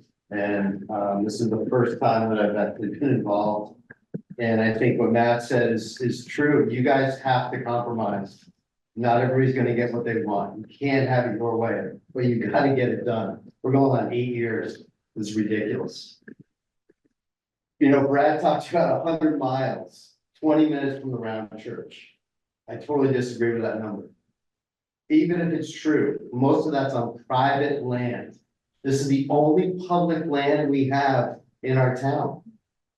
To put some recreation and to say that I can scramble up that, that's not fair for aunt or something. She might want to take a trail over the bridge. Just because you can get there doesn't mean everybody can. You have to think about the town. The town plan calls for connectivity, and I'm hearing that's not a priority. You have to follow the town plan and the easement. And the bridges, I keep hearing about the bridges. That's just a delay tack. I had the lumber, the hemlock already milled for you. It's ready to go. Has anyone looked at it? Do you even know where it is? It's ready to go. It's rotting. We've spent town money and it's rotting. $12,000 to $15,000 we spent with Airwood. I heard all these great things about Airwood. Now they're getting like thrown under the bus. It's so crazy to hear. I was at all those meetings. Don't shake your head, Brad. I was at all those meetings. And all I heard was what an amazing job Airwood has done. Now we're kind of kicking them under the bus. Brad, I got the floor. Be quiet, please. That's fair. Can I answer, please? So We can wait until. I just really think that the delay tactics and the way we're going, this is not fair to the people that have voted for this with town money. And I can tell you right now, the Conservation Reserve Fund, I am definitely voting no. And I'm gonna encourage people to vote no. But we use this money and here we are sitting here 6 years later. And you're asking for more science. So I just gotta ask each and every one of you to really think, and I do, as Mark said, I do appreciate the work. I know the committee's hard. Because I sat in your seat with you all yelling at me. So I appreciate that work, but you gotta get it done. You cannot delay anymore. No more. Thank you. If you just keep it short, right? Okay. Well, I don't know where to begin on that, tirade, but, I'll do with the Airwood. Nobody's throwing Airwood under the bus. I wish we would abide by what Airwood found instead of having them, forcing them, or requiring them to draw a map with these connection to Sunshine. Yeah, the town plan talks about connectivity, but not necessarily connectivity where it doesn't belong, or connectivity to Sunshine in particular. There are other ways to try to achieve that. And if it can't be achieved, it can't be. But Airwood did a tremendous job, and I've talked about that. Well, what the problem was, they were told to override their own findings of where those sensitive areas were and draw trails to them, and they did. What else? Could we, Yeah, go ahead. I'll stop there. Thanks, Brad. I mean, Other comments, John? Yeah, I'm John Hart, I'm a Richmond resident. I'm on Richmond Trail was at least once a day, almost every day of the year. And I want to thank the committee for going yet another round. Pulling together information, putting together the wildlife plan and trying to integrate all of that. I think it's a great improvement. What we, who's built on some good stuff, and there's a great improvement to move forward. I'd like to support the phase plan, but I'll say just a couple quick things. One is, yes, this committee is supposed to be responsive to the people of Richmond. Most people in Richmond will never visit Andrews Forest. You're not just doing this for bikers. You're not just doing this for hikers and mushroom pickers. You're not doing it for hunters. It's managing it for everyone, and not just today, for future generations. So with that, the idea of punching a trail through to connect Pacific Sunshine or somewhere else, when, while it may be a sustainable trail, that doesn't mean it's sustainable for the environment. There's some species that won't mind, but as I'm a wildlife biologist, I work on habitat connectivity within the state, regionally, beyond. Science is really clear that areas that are unroaded, remote, are few and far between, particularly in Vermont, and they are critical to certain species of wildlife. Not every species, not all the time, but it's critical. And so you guys been gathering information.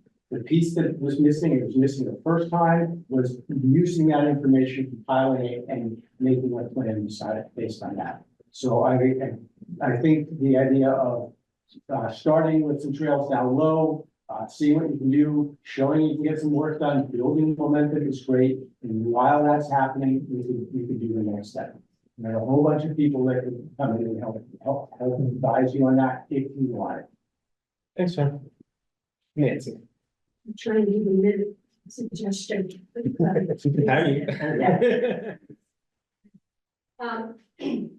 think mountain bike trails have driven the conversation from the get-go. And I get that. It's really popular, it's a lot of fun, hugely popular. And it started with the RFP, when Carol was in charge to do a connection, the SOS connection, that's per Lori of Elwood saying that at the meeting we all were at. In addition, I've heard a lot of people talk tonight about the easement, the conservation easement.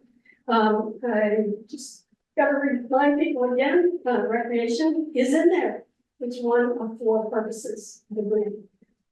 And I hear, and I just want to, I've said this before in written form, and said it in most Levy's thing, the part that keeps getting left off of all of that, this is both from the conservation easement, that the permitted uses, which include mountain biking or conservation easement, must be consistent with other sections of the conservation easement. Those sections are protections, natural resource protections, and riparian buffers, the ecological protection zones, the vernal pool protection zones. And it even says in the conservation easement, if there are inconsistencies with the permitted uses and the protection of those places, then the natural resource protection should, quote, supersede and control. I don't know what happened to that. It got left off the management plan. I pointed that out to Julian and some of the work that his group was doing. It just got deleted. So I don't know how or why, but I don't understand that. But I think mountain bike trails have dominated. I'm glad to see people talking about it. I mean, it's been doing for eons. I'm also glad to see people like John, like Brad, bringing the forest into the larger context. It's not just Richmond, you know, nature doesn't have these boundaries. And it's the south, what is it, southwestern corner of that larger block that's so important. So I guess just as a suggestion, for the trail proponents, I agree, we're never gonna know everything. Just because you don't know everything doesn't mean you know nothing. We do know something about what nature needs. We do know how ACF is part of this larger block and how important these things are, especially in this day and age. So I would say we need to use that. And also, here's some suggestions specifically for the trail people. And especially for mountain biking trails, precisely because it is so much fun, it's so popular. It's an exploding popularity.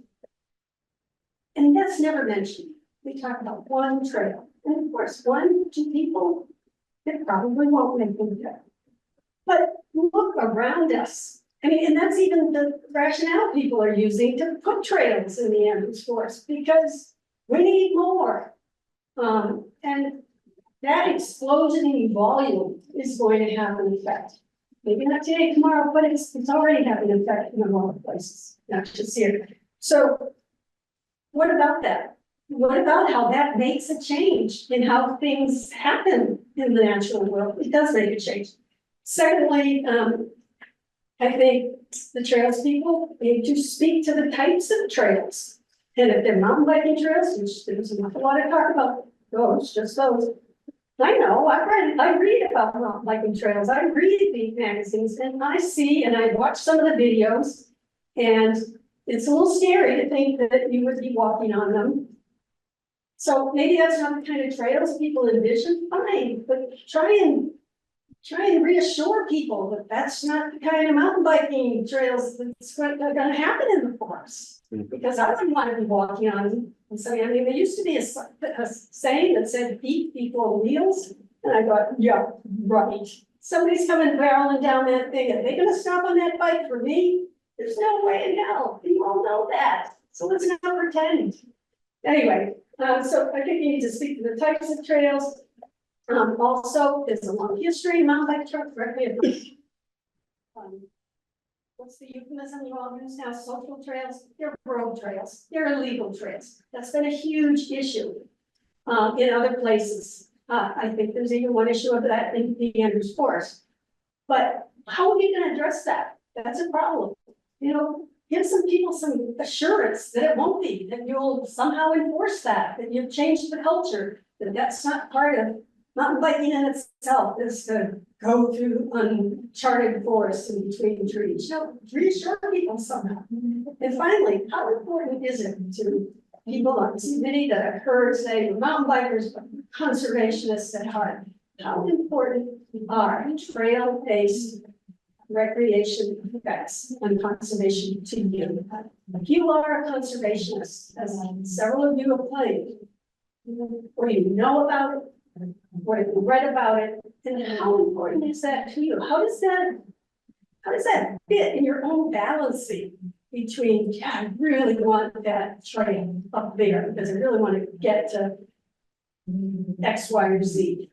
But geez, you know, I know it has these effects, there's sorts of influence, you know, I don't want to, do you think about that, or you just say, I want to ride that bike, and I want to have fun, and I want to do it, you know.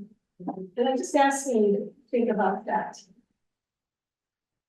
Thanks, Nancy, for pointing out that we're all human and we live in complex worlds. And we hold two things in tension at once in our brains almost constantly. I want to propose a motion, and I think we have the ability to do two motions, and I feel good about one motion, and I feel like I don't know what I'm doing with the other motion. So maybe we can start with the first motion, which is the one I proposed earlier, which is a phased approach in which we create a trail plan that increases with a focus on universal design, so not ADA specific trails, but universal design. So an increase in trails below the vast trail with a focus on universal design and a separate pedestrian trail as well as multi-use trails. And keeping the connectivity, you know, I don't quite know how to say that, but like the connectivity to VYCC. There's already a trail there, and I think we can talk about this, whether we want to do that or not, but that would be my motion, would be more trails meeting town needs of increased accessibility, universal design, pedestrian only, and keeping the connection to BYCC as phase one. These are really bad motions. Do we need that? What would the other motion be? I don't know. I mean, the other motion would be phase two of a phased approach if we wanted to do that. Yeah, But maybe those can be one motion, I don't know. well, I mean, if we're gonna do two phases, we know what they both are, so maybe it's one motion. Yeah. I mean, Probably. a phased approach implies that you're gonna have another phase after the first one. Right. I like your first one. I think, yeah, we could just tighten up the language, it's not too hard, but, that second phase, what would the second phase be? What will we do before we make a final decision? I think the second phase is what do we need to know before we make a determination as a committee to, move on the trail proposal. I think we need to finish the conversation about objectives and tasks for the management plan. I don't think that's a heavy lift from what I understood from you in the past, Danny. No. But I think Brad's right that we don't want to put the cart before the horse, yeah, that's right. So we need those two things. I definitely think we need some time with the DRB. So I would spend some time with maybe a subgroup here could go sit in on a DRB meeting and put ourselves on the agenda and get some reflection from them. Maybe we need some information. I mean, once we know what an engineering site plan, what that means, because that doesn't, the confusing thing to think about a trail plan needing an engineer, I think that would be good. I think we should gather these maps that we do have. Maybe they're not part of the formal collection, but I think we should go into this with our eyes open, saying, here's what we know about the sensitive areas and how the trail proposal overlaps on them, so that we can all see what we're getting ourselves into. If we do those things, then I would say then we need to bring a motion to vote on a trail plan. Oh, and maybe in that same meeting, we're doing the trail plan and the wildlife plan approval. So in the interim, we would need to work on the wildlife stewardship plan, which I think is in really solid shape. Yeah, that's what I think. That's what I think phase two. I mean, if we do those four things, is that four? Objectives and tasks, right? DRB check, maps, wildlife and trail stewardships. Yeah, so it's like 4 if you combine trail and wildlife at the same. Yeah. I guess I'm not sure how that it goes if, like, how do you decide on the motion? And I would propose a different phase one where I don't want to throw out all the work that went into, like, this is the evolution of all of the Arrowwood work and then the compromise with all of our public engagement. So I would think a phase one for me would be to do these trails at the bottom already exist. Right. Right, and so the phase one would be to do due diligence and find the one best route to the top. And then at the phase two would be to gather information, look at how everything went, and then add in the other routes. But this stuff already exists, and so Can I incorporate that suggestion into my motion then? Cause I think what it would be is, we're not talking about building the trail. You're saying, can you make it even better to dodge what we know are the sensitive places in that part of the forest? well, I'm saying that inevitably with, like, we've had a lot of good information, meeting with Andrea, the new LiDAR and maps that we've had, this will probably move. So like where our trail would ideally go would probably move. And so kind of going on, you brought this up at one point, Ian, what if we just did one trail up to the top and see how it goes? Pedestrian trail or A multi-use trail, so built to assure that it would be accessible for all, not a specific mountain bike trail, right? But a multi-use trail that anyone could use. That it would go to the top and we could show that we achieved one thing. We'd gather information and then let that inform our next steps. Are you talking about building or scoping? It's scoping and You building. putting the flags in, or you getting shovels out? But I mean, I'm saying we would create a timeline that we would stick to and use the science as best as possible, choose the best route to connect to the Jericho trails. So that would be the one phase, one trail. We already have trails below the power line, so we could use our existing map as a starting point, go walk it, bring in more expertise if we want, but make one trail. That's fine, but then I don't think we need a phased approach because that's just starting the work. Right. That, Okay, I guess that would be my motion. okay, because the idea of the phased approach is to get something done now, to get something built on the ground while we're going through the DRB and exploring that slope, to get started with some plans. ASAP, so we can show that, yeah, we're getting some stuff built here right now. While we're, So I guess they're different motions. those are different Yeah, motions, My motion is to build one Trail. trail Motion is to build. to connect to Jericho. Yep. And put all our energy towards getting that one trail. And then consider. Built. others after. Because if we're talking about, like, it takes energy to go scope all this out. If we're doing redesign below the power lines, that's not putting energy towards that, right? So your proposal was to do one trail to get that Super Sunshine connector and then work on the second. Yeah, and then gather data from there, like it says in the stewardship plan. And which one were you thinking? I think we look at, it would probably move, but we say, we're gonna choose the best, most informed route we can choose and design it to be as sustainable, with centralized impact, to be accessible for everyone. But to achieve the connectivity goal. That would feel like real access and connectivity. Well, connectivity to Super Sunshine, to Mr. Sunshine, so. Well, yeah, I mean, you can connect from there to a lot of, like, several other forest blocks to Mob's Farm, all on trail. And I have a point of caution here, I think, which is that we've been told numerous times, I've heard numerous times, that the management plan comes first and the trails proposal is a part of it. So it's working backwards. If the trails plan dictates the management plan, And just from a practical perspective, this committee is working on a whole range of different components of a management plan revision. And sure, a revised trails plan should be part of a revised management plan, but I don't see that we can drop all the other things that are in progress right now. We've been tasked with a wildlife stewardship plan. We've been tasked with reviewing under all the different elements of the management plan. What are the objectives? What are the management objectives and what are the management tasks? Those have been assigned to us with a deadline for the end of this month to produce results.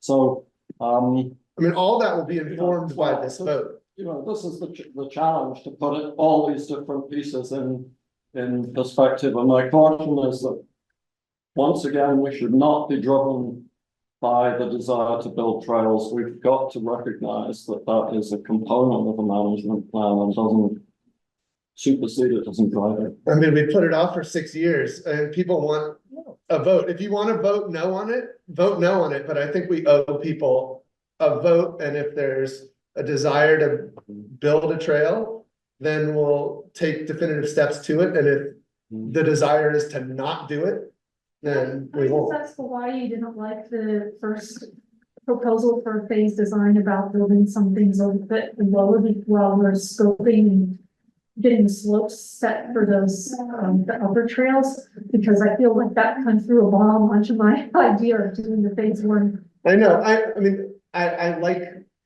think you have a really good point. It gets something done, but we have trails down there, and this trails plan is Arrowwood's plan revised by all the public feedback, and it doesn't call for more trails. So we're throwing out this plan that was all the town's money and all like multiple public input.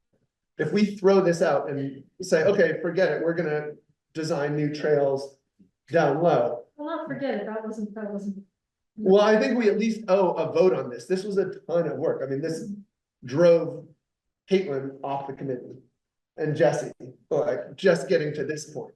And so if we never vote on it, it seems like a little bit of a slap in the face to them. I got a motion, but John, I'm sorry. Dan Wilson also has a raised hand, so. I do want to make a motion. That's all. John, would you mind just waiting a second? We'll give Dan a chance. Right. Dan, we just see your hands up and we're running late, so I would like to hear your comment, but if you could be succinct, that would be really helpful. Thank you.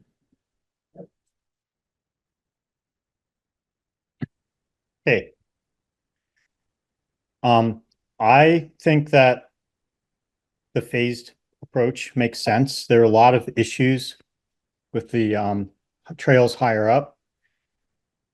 And until we address them, I mean, the reason I think you're feeling all this angst is that Arrowwood did do a really nice job identifying all these critical sensitive areas, but then the trails went right through the middle of them. If you look at the map with the sensitive areas and overlay the trails on top of them, they literally go right through all the places that Arrowwood identified.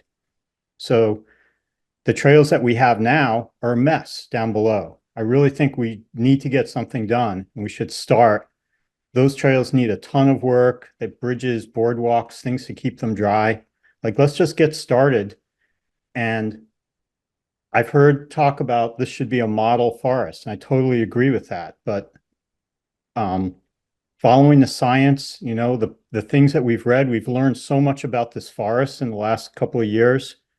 Meredith Naughton's report, it talks about concentrating trails. That's in our forest management plan as well.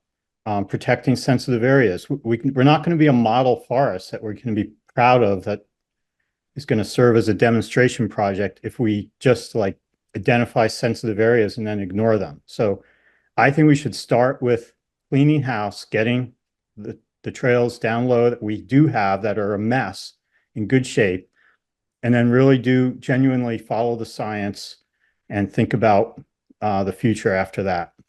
So Thanks, Dan. Hey, John. Okay, I'll just add that a headlong rush to get a trail up for the ridge, before a management plan is agreed upon, before stewardship plan is agreed upon, is what delayed this for years. It was the effort to stop, prevent that discussion, to avoid that discussion, and then it ran into the select board where we had to have that discussion. Repeating that isn't gonna speed anything up. Again, going slow to getting things right is the fastest way to get stuff done in every lives. John, just to bring you up to speed, at the end, like before this iteration, at the end of the last process with Melissa Levy, we made a decision as a group with the select board informed that the only revisions that we needed to the management plan were the trail stewardship plan and an updated trail plan and the Abenaki language. And so that was a voted on decision by the committee saying, we don't want to go back and rewrite the whole management What were plan. the three? Then What were the three again? I'm sorry. The- second. the trail stewardship plan. Yeah. The trail plan, right? And then the Abenaki language. And then there was a ton of turnover. So we decided the management plan is good. We don't need to rewrite it because you could rewrite it endlessly, right? And the select board was in agreement that this plan needed a more pedestrian access and to include the input from the public engagement meeting. And so it did.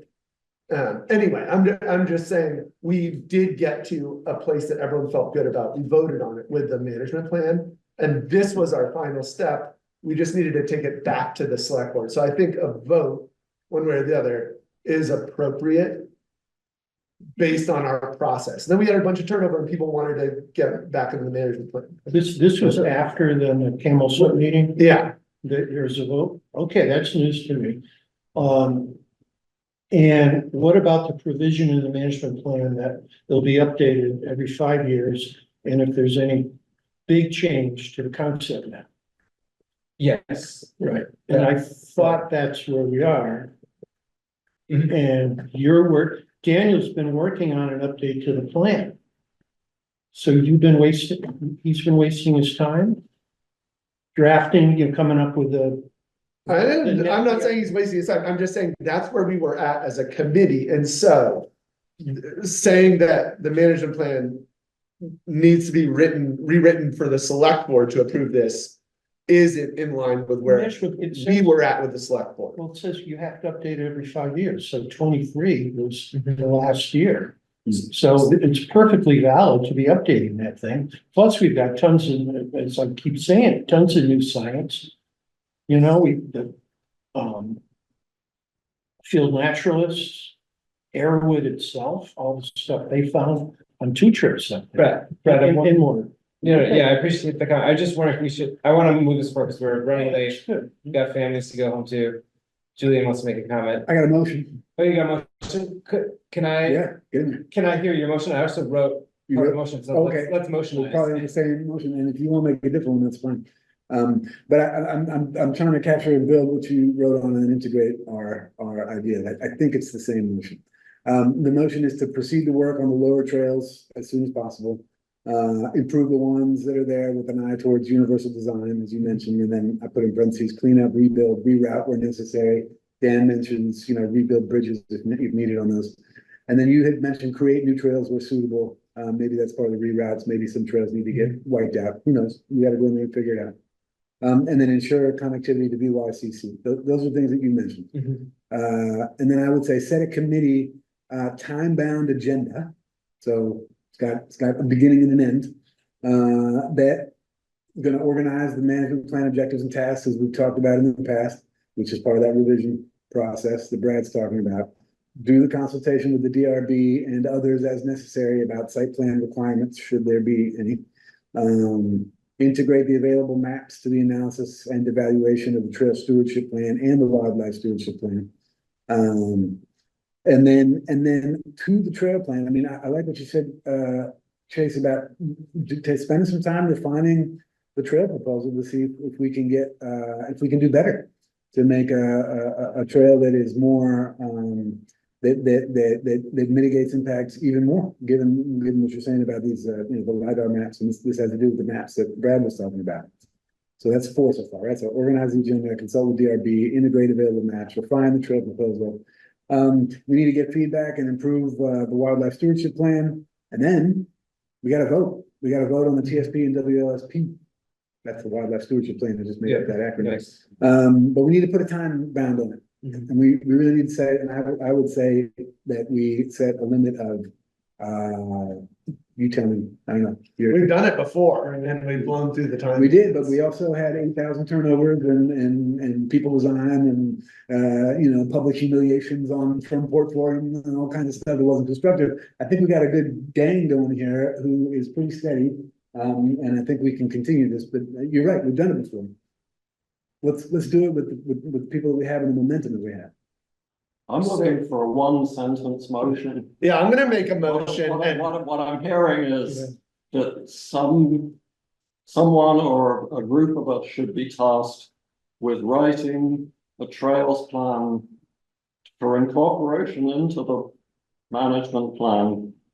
And that trails plan will have a phase 1 and a phase 2. I think that's the novel part of this that's arisen this evening. So the task is to write a trails plan that has a phase 1 and a phase 2. Am I hearing the discussion correctly? Yeah, I think in semicolon, so we still have 1 sentence, with phase 1 being development of a lower trail system, and then phase 2 being the development of an upper trail system.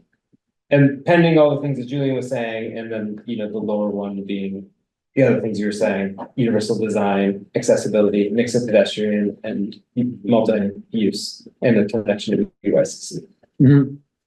I guess what I'm proposing, I don't know how this fits, Ian, so I appreciate your consolidation of the motion.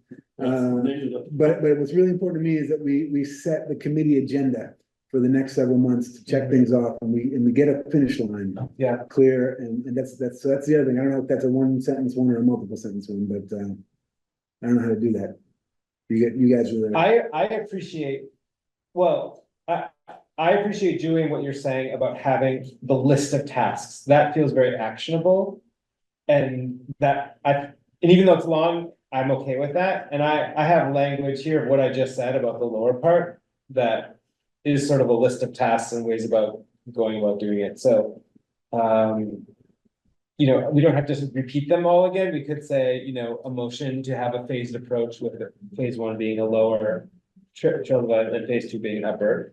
Yeah. And then we have another motion, which could be, which is also kind of a phased approach, but starts with one trail, a longer trail that connects with Sip of Sunshine, and the second phase being a loop trail off of that trail. Would that be right, Chase? Yeah, I would say phase 1 and then an assessment of.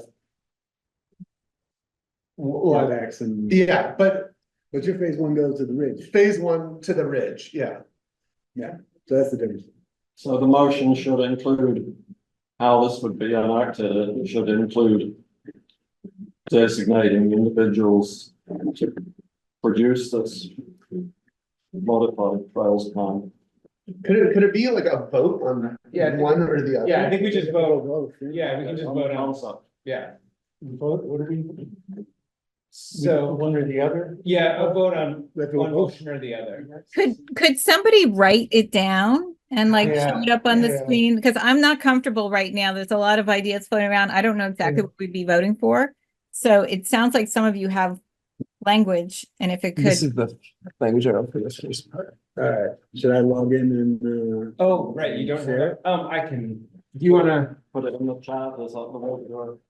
Yeah. We're gonna do that right now, Cecilia. I'll write down the other, can you text it to me, Julian, the one that I'm in? Yeah, do you have that written down in your notes? Yeah, you want me to send it to Or you? you could just email? email it. Okay. Chase, you'd see it as assessing, so phase 2 would be an assessment of feasibility. Well, I think we incorporate monitoring. Yeah, that would be in there, but it wouldn't be developing a trail no matter what. No, it would be assessing. So presumably it could need no trail. Correct, yeah. And I think we'd probably vote on phase two at some point and what we, or is it, or maybe the like we end up going around the ridge and being able to connect trail out of the forest, whatever. Well, when I said flags or shovels, you said both.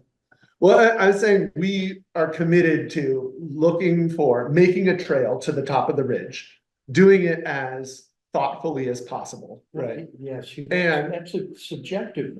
How do? Well, we're just gonna have to agree on what's the best way to do it in this proposal. That automatically though, puts the conservation purpose of the easement, gives that second status. Well, if you're. I don't agree. It's not one or the other. They can No, you're both. saying we're gonna put a trail up there. We're gonna put the best trail up there. Well, what if? Right. Yeah, I guess if you wanna look at it that way, you can. I don't buy into you're not a conservationist if you want a trail. That feels like a false dichotomy that's not accurate. Yes. All right, I'm gonna write this out and Okay. we can vote. Yeah, well, we gotta talk about it. It's written out. Does anyone know that's for on this computer? Is it like? Are you trying to get it in your email? No, I was just gonna try like try to. I can log into Zoom and put it in the chat. Would that be helpful? Oh, maybe, yeah, maybe that would be helpful. If Do you, that. okay. Or if you, private, Are we trying to push this through this evening and get this done? we were trying to make the motion. It's after Yeah. I need to go. Sorry. Yeah, I hear you.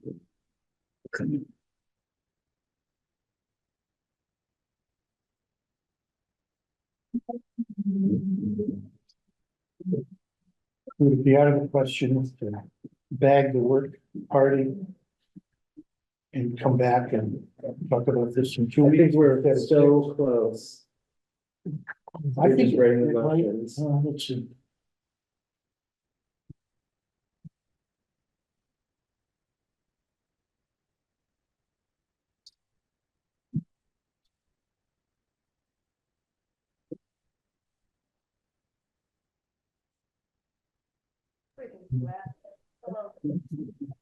Hey, Daniel, Yeah, can I say something while you guys are writing that down? It's just a clarification. yeah. There was examples given earlier of how people can't, or folks aren't maintaining the trails, the river trail and the Old Jericho Road Trail specifically.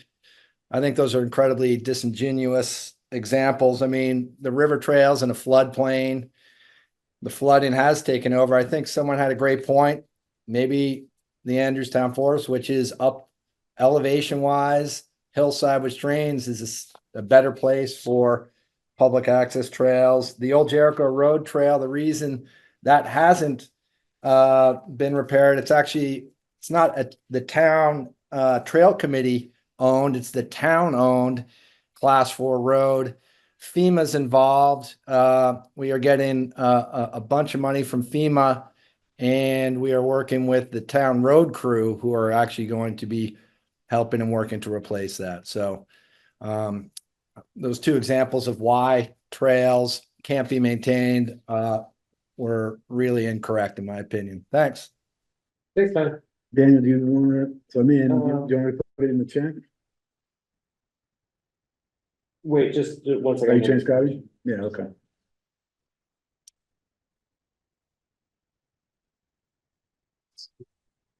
Could I respond to Tyler this time? Just hold on. Quickly. Yeah. Possibly. Tyler, I apologize if you thought I was talking about the River Shore Trail. Just strictly talking about Jericho Road. What do you mean by the town, the Trails Committee owning trails?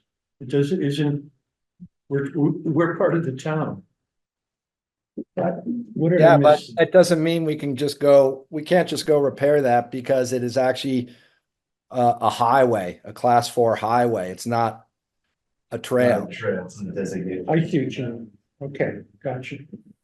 The town. Upland, those upland streams are a lot steeper than, the ones down low. The ones down low At least flood. what we saw. The what we saw in our upland streams you can bridge. You can, you know, it's, if you notice, and the other comment I would say, I think Nancy was asking what types of trails. Okay. Well, I know the senior hiking committee club hikes the Preston land. The Preston land, should be time bound, time bound agenda. the Preston trails, those are multi-use. The senior hiking club hikes those. I don't think afraid of racing mountain bikes, and those bridges do get repaired if there are issues, but those are few and far between to the issues we've seen on the river trail or Old Jericho Road. So upper hillside drainages are definitely easier to deal with than the lowland and ravine style drainages. I just saw a lot of washouts in steep places. You know, the foot of West Red Hill Road, Sniper. Which has happened. We lost some seriously engineered culverts there. 2 bridges. Yeah, 2 again, private bridges. that's river bottom area. That's not. On Snipe Island is. The Snipe Island Brook parallels the road, and that's what do you think that is going through those Yeah. culverts? Okay, guys, let's bring it back together. Great, we have 2 motions. And I'll just let folks read them, let me just expand this, so I don't know what's going on. Yeah, I think you are, there we go. Oh, it's much better. Thank you. And Cecilia, are you able to see that? Is that working Yes. for you? Yeah, Okay, thank good. you. Yep. Let me know if you want to scroll down.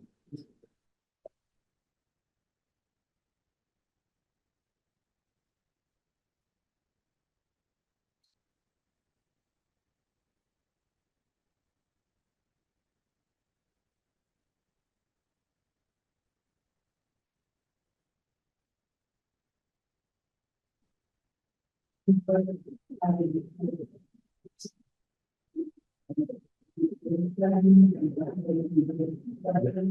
would add into my motion that I really like the universal design in the lower loops. So continuing to make the universal or the lower loops as accessible as possible for all types of users.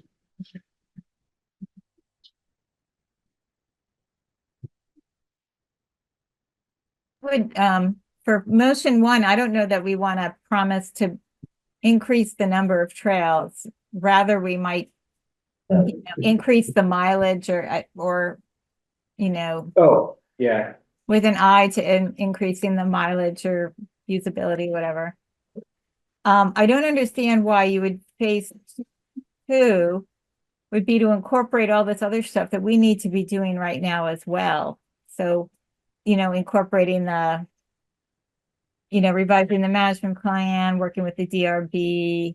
So it just phase 1 and phase 2 made it sound like, oh, we're going to do phase 1 first, and then we're going to deal with our management plan stuff. If that's what the intention is, then I just want to know that. I know that the concern is we're not getting stuff done on the ground, so that's why you might put phase 1 is getting something done on the ground, but it seems like phase 2 could be occurring while doing phase 1.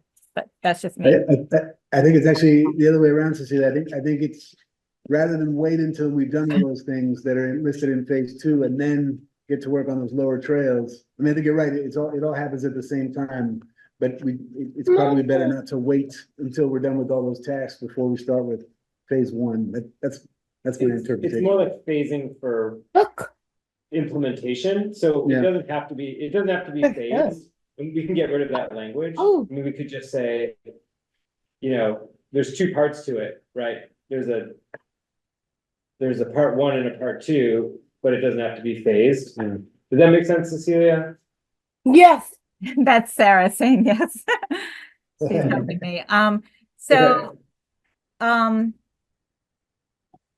yeah, I'm not. I guess because I didn't know if I was thinking phase 1 is lower trails, phase 2 is upper trails, and developing and updating and incorporating all that stuff has to happen at least before we do phase two. But Right. at least simultaneously with phase one lower trail. Yeah, And- I agree.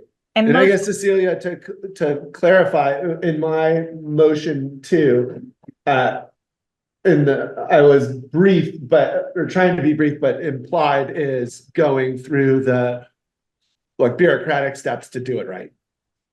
yeah, no, phase first is starting at the top of the ridge. Okay, so that's a phased approach to starting with one trail. So a phased approach to all of the trail building and maintenance on the whole forest. And it's just saying that the phase one would actually be to look at the upper trail. Yeah, and phase one would be And then design the upper we- trail and shore up the existing lower loops to make them as accessible as possible. got it.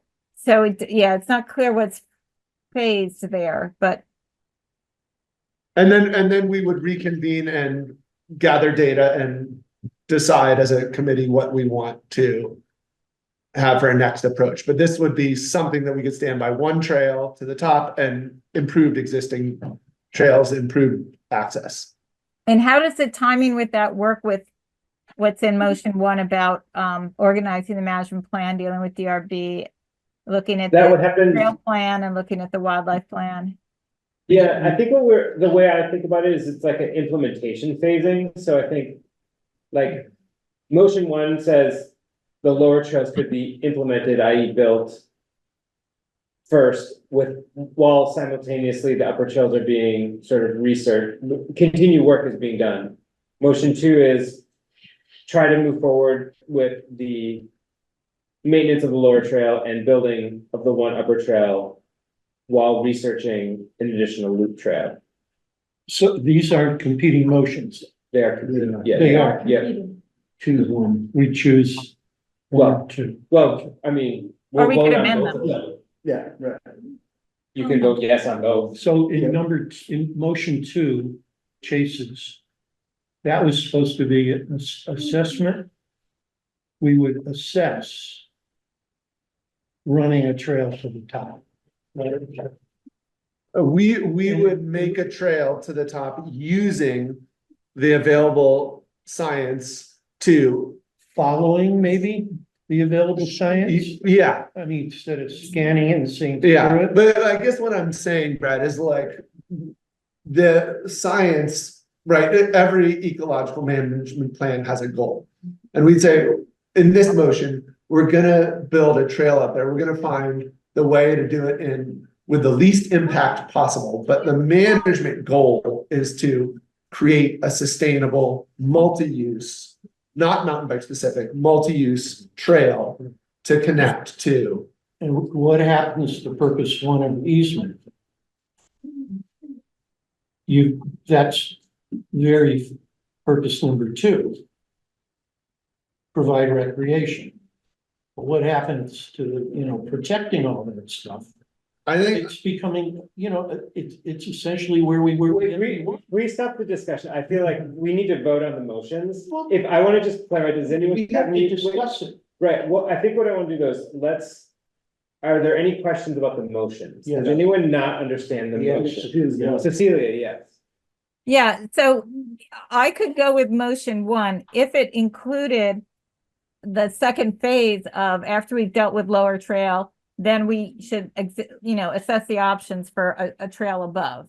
So that seems to be Yeah. missing from motion one. It wasn't clear to me, although maybe it was considered inherent in doing the whole trail plan and the wildlife plan, all that. But I think it'd be clear to say, okay, phase one, let's do some lower trail. Let's get something going on the road. 3, 2, let's make sure we get all these pieces. And as we do so, let's think about one trail in the second, so there might be a third task in motion one. Motion two, my problem is it only talks about putting on the trail above, and I just don't feel like we've to sort clarify, of been out enough. it talks about improving the loops below at the same time. So there Right. are already a couple loops there that just need love. It's true. I was checking the map the other day. I was like, this needs love. They do, I know. And but then it doesn't include the part about all the work that's gone into the trail plan, the stewardship. Like, I can't vote for a trail map without the stewardship plan that goes with it. And it seems like that is embedded in, I guess I was just trying to be brief with the motion, but it implied in there is due diligence all throughout the process that I think we will do in good faith. I just wanted to create a motion that we could digest. okay, Well, for the second motion, I mean, the phase motion, the reference to the TSP is the stewardship plan, maybe it needs to be trail plan. Or is that the same thing? Is there a difference between the trail stewardship plan and the trail plan? Trail plan, I think gets thought of as the concept map. it's the map, Okay. yeah. So Well- maybe that's what's missing, Daniel, the TSP and the concept map? From the bottom, from motion 2. No, we were in motion one, the second half of motion one. I just. Well, they're in there, the TSP and the wildlife plan. The syntax is right. If we can make friendly amendments, I don't know if we're open to it or I've taken up too much Yeah, time. of course. My friendly amendment would be to add, make it clear that we're looking for a phase plan. Let's start right away in the lower trails. And let's, commit to doing the assessment to get us at least a single trail in the upper area. And as well as, doing these updates and plans and getting them finalized. So I don't know what order they're going to be in, but in terms of the actual building on the ground, I maybe mention lower trail 1 and upper trail 2 in terms of phasing. Because he doesn't even mention upper trail in motion 1. But all this in advance of the stewardship plan. Cecilia, do you see that I just changed number 2 on motion 1? Could you just look at that and tell me what you think? Number 2 in motion 1. Okay, let me see. Develop a timeline. And Brad, I'm feeling like we have good templates for both Yeah, that stewardship sounds good. plans. that Thank you. we can edit once we have this verdict. We're committing to building a trail where everything I see makes it look really difficult. It might be done, And you guys said you walk up there We're easily. We're committed. And so We're if you walk up there easily, it can't be that hard to build a Is it a sustainable trail. No, well, the surface will be sustainable, but not from an ecological perspective. We can really get through this, but we just need that focus.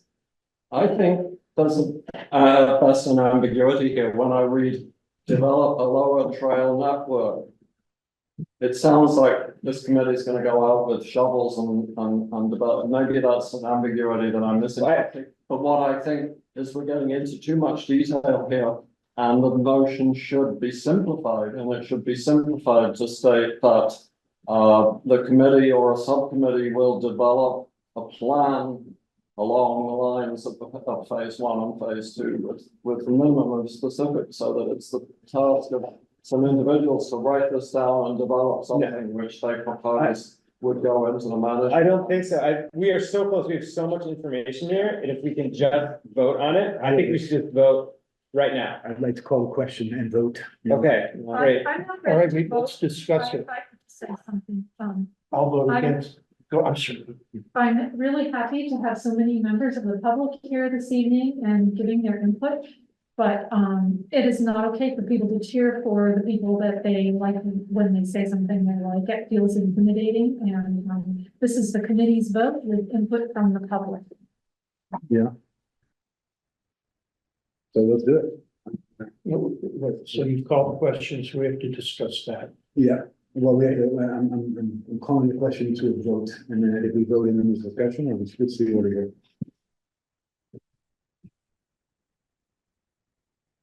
I believe we have to, we can't close discussion that easily.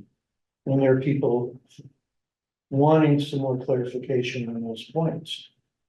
And yeah, you can call the question, but then we can talk about the reason why it's premature to call a question. I think it's all kind of up in the Robert stuff, but I believe that's the way that works. Okay. I would say it's not a motion, but I think a better approach, Daniel pressed for time to get out of here.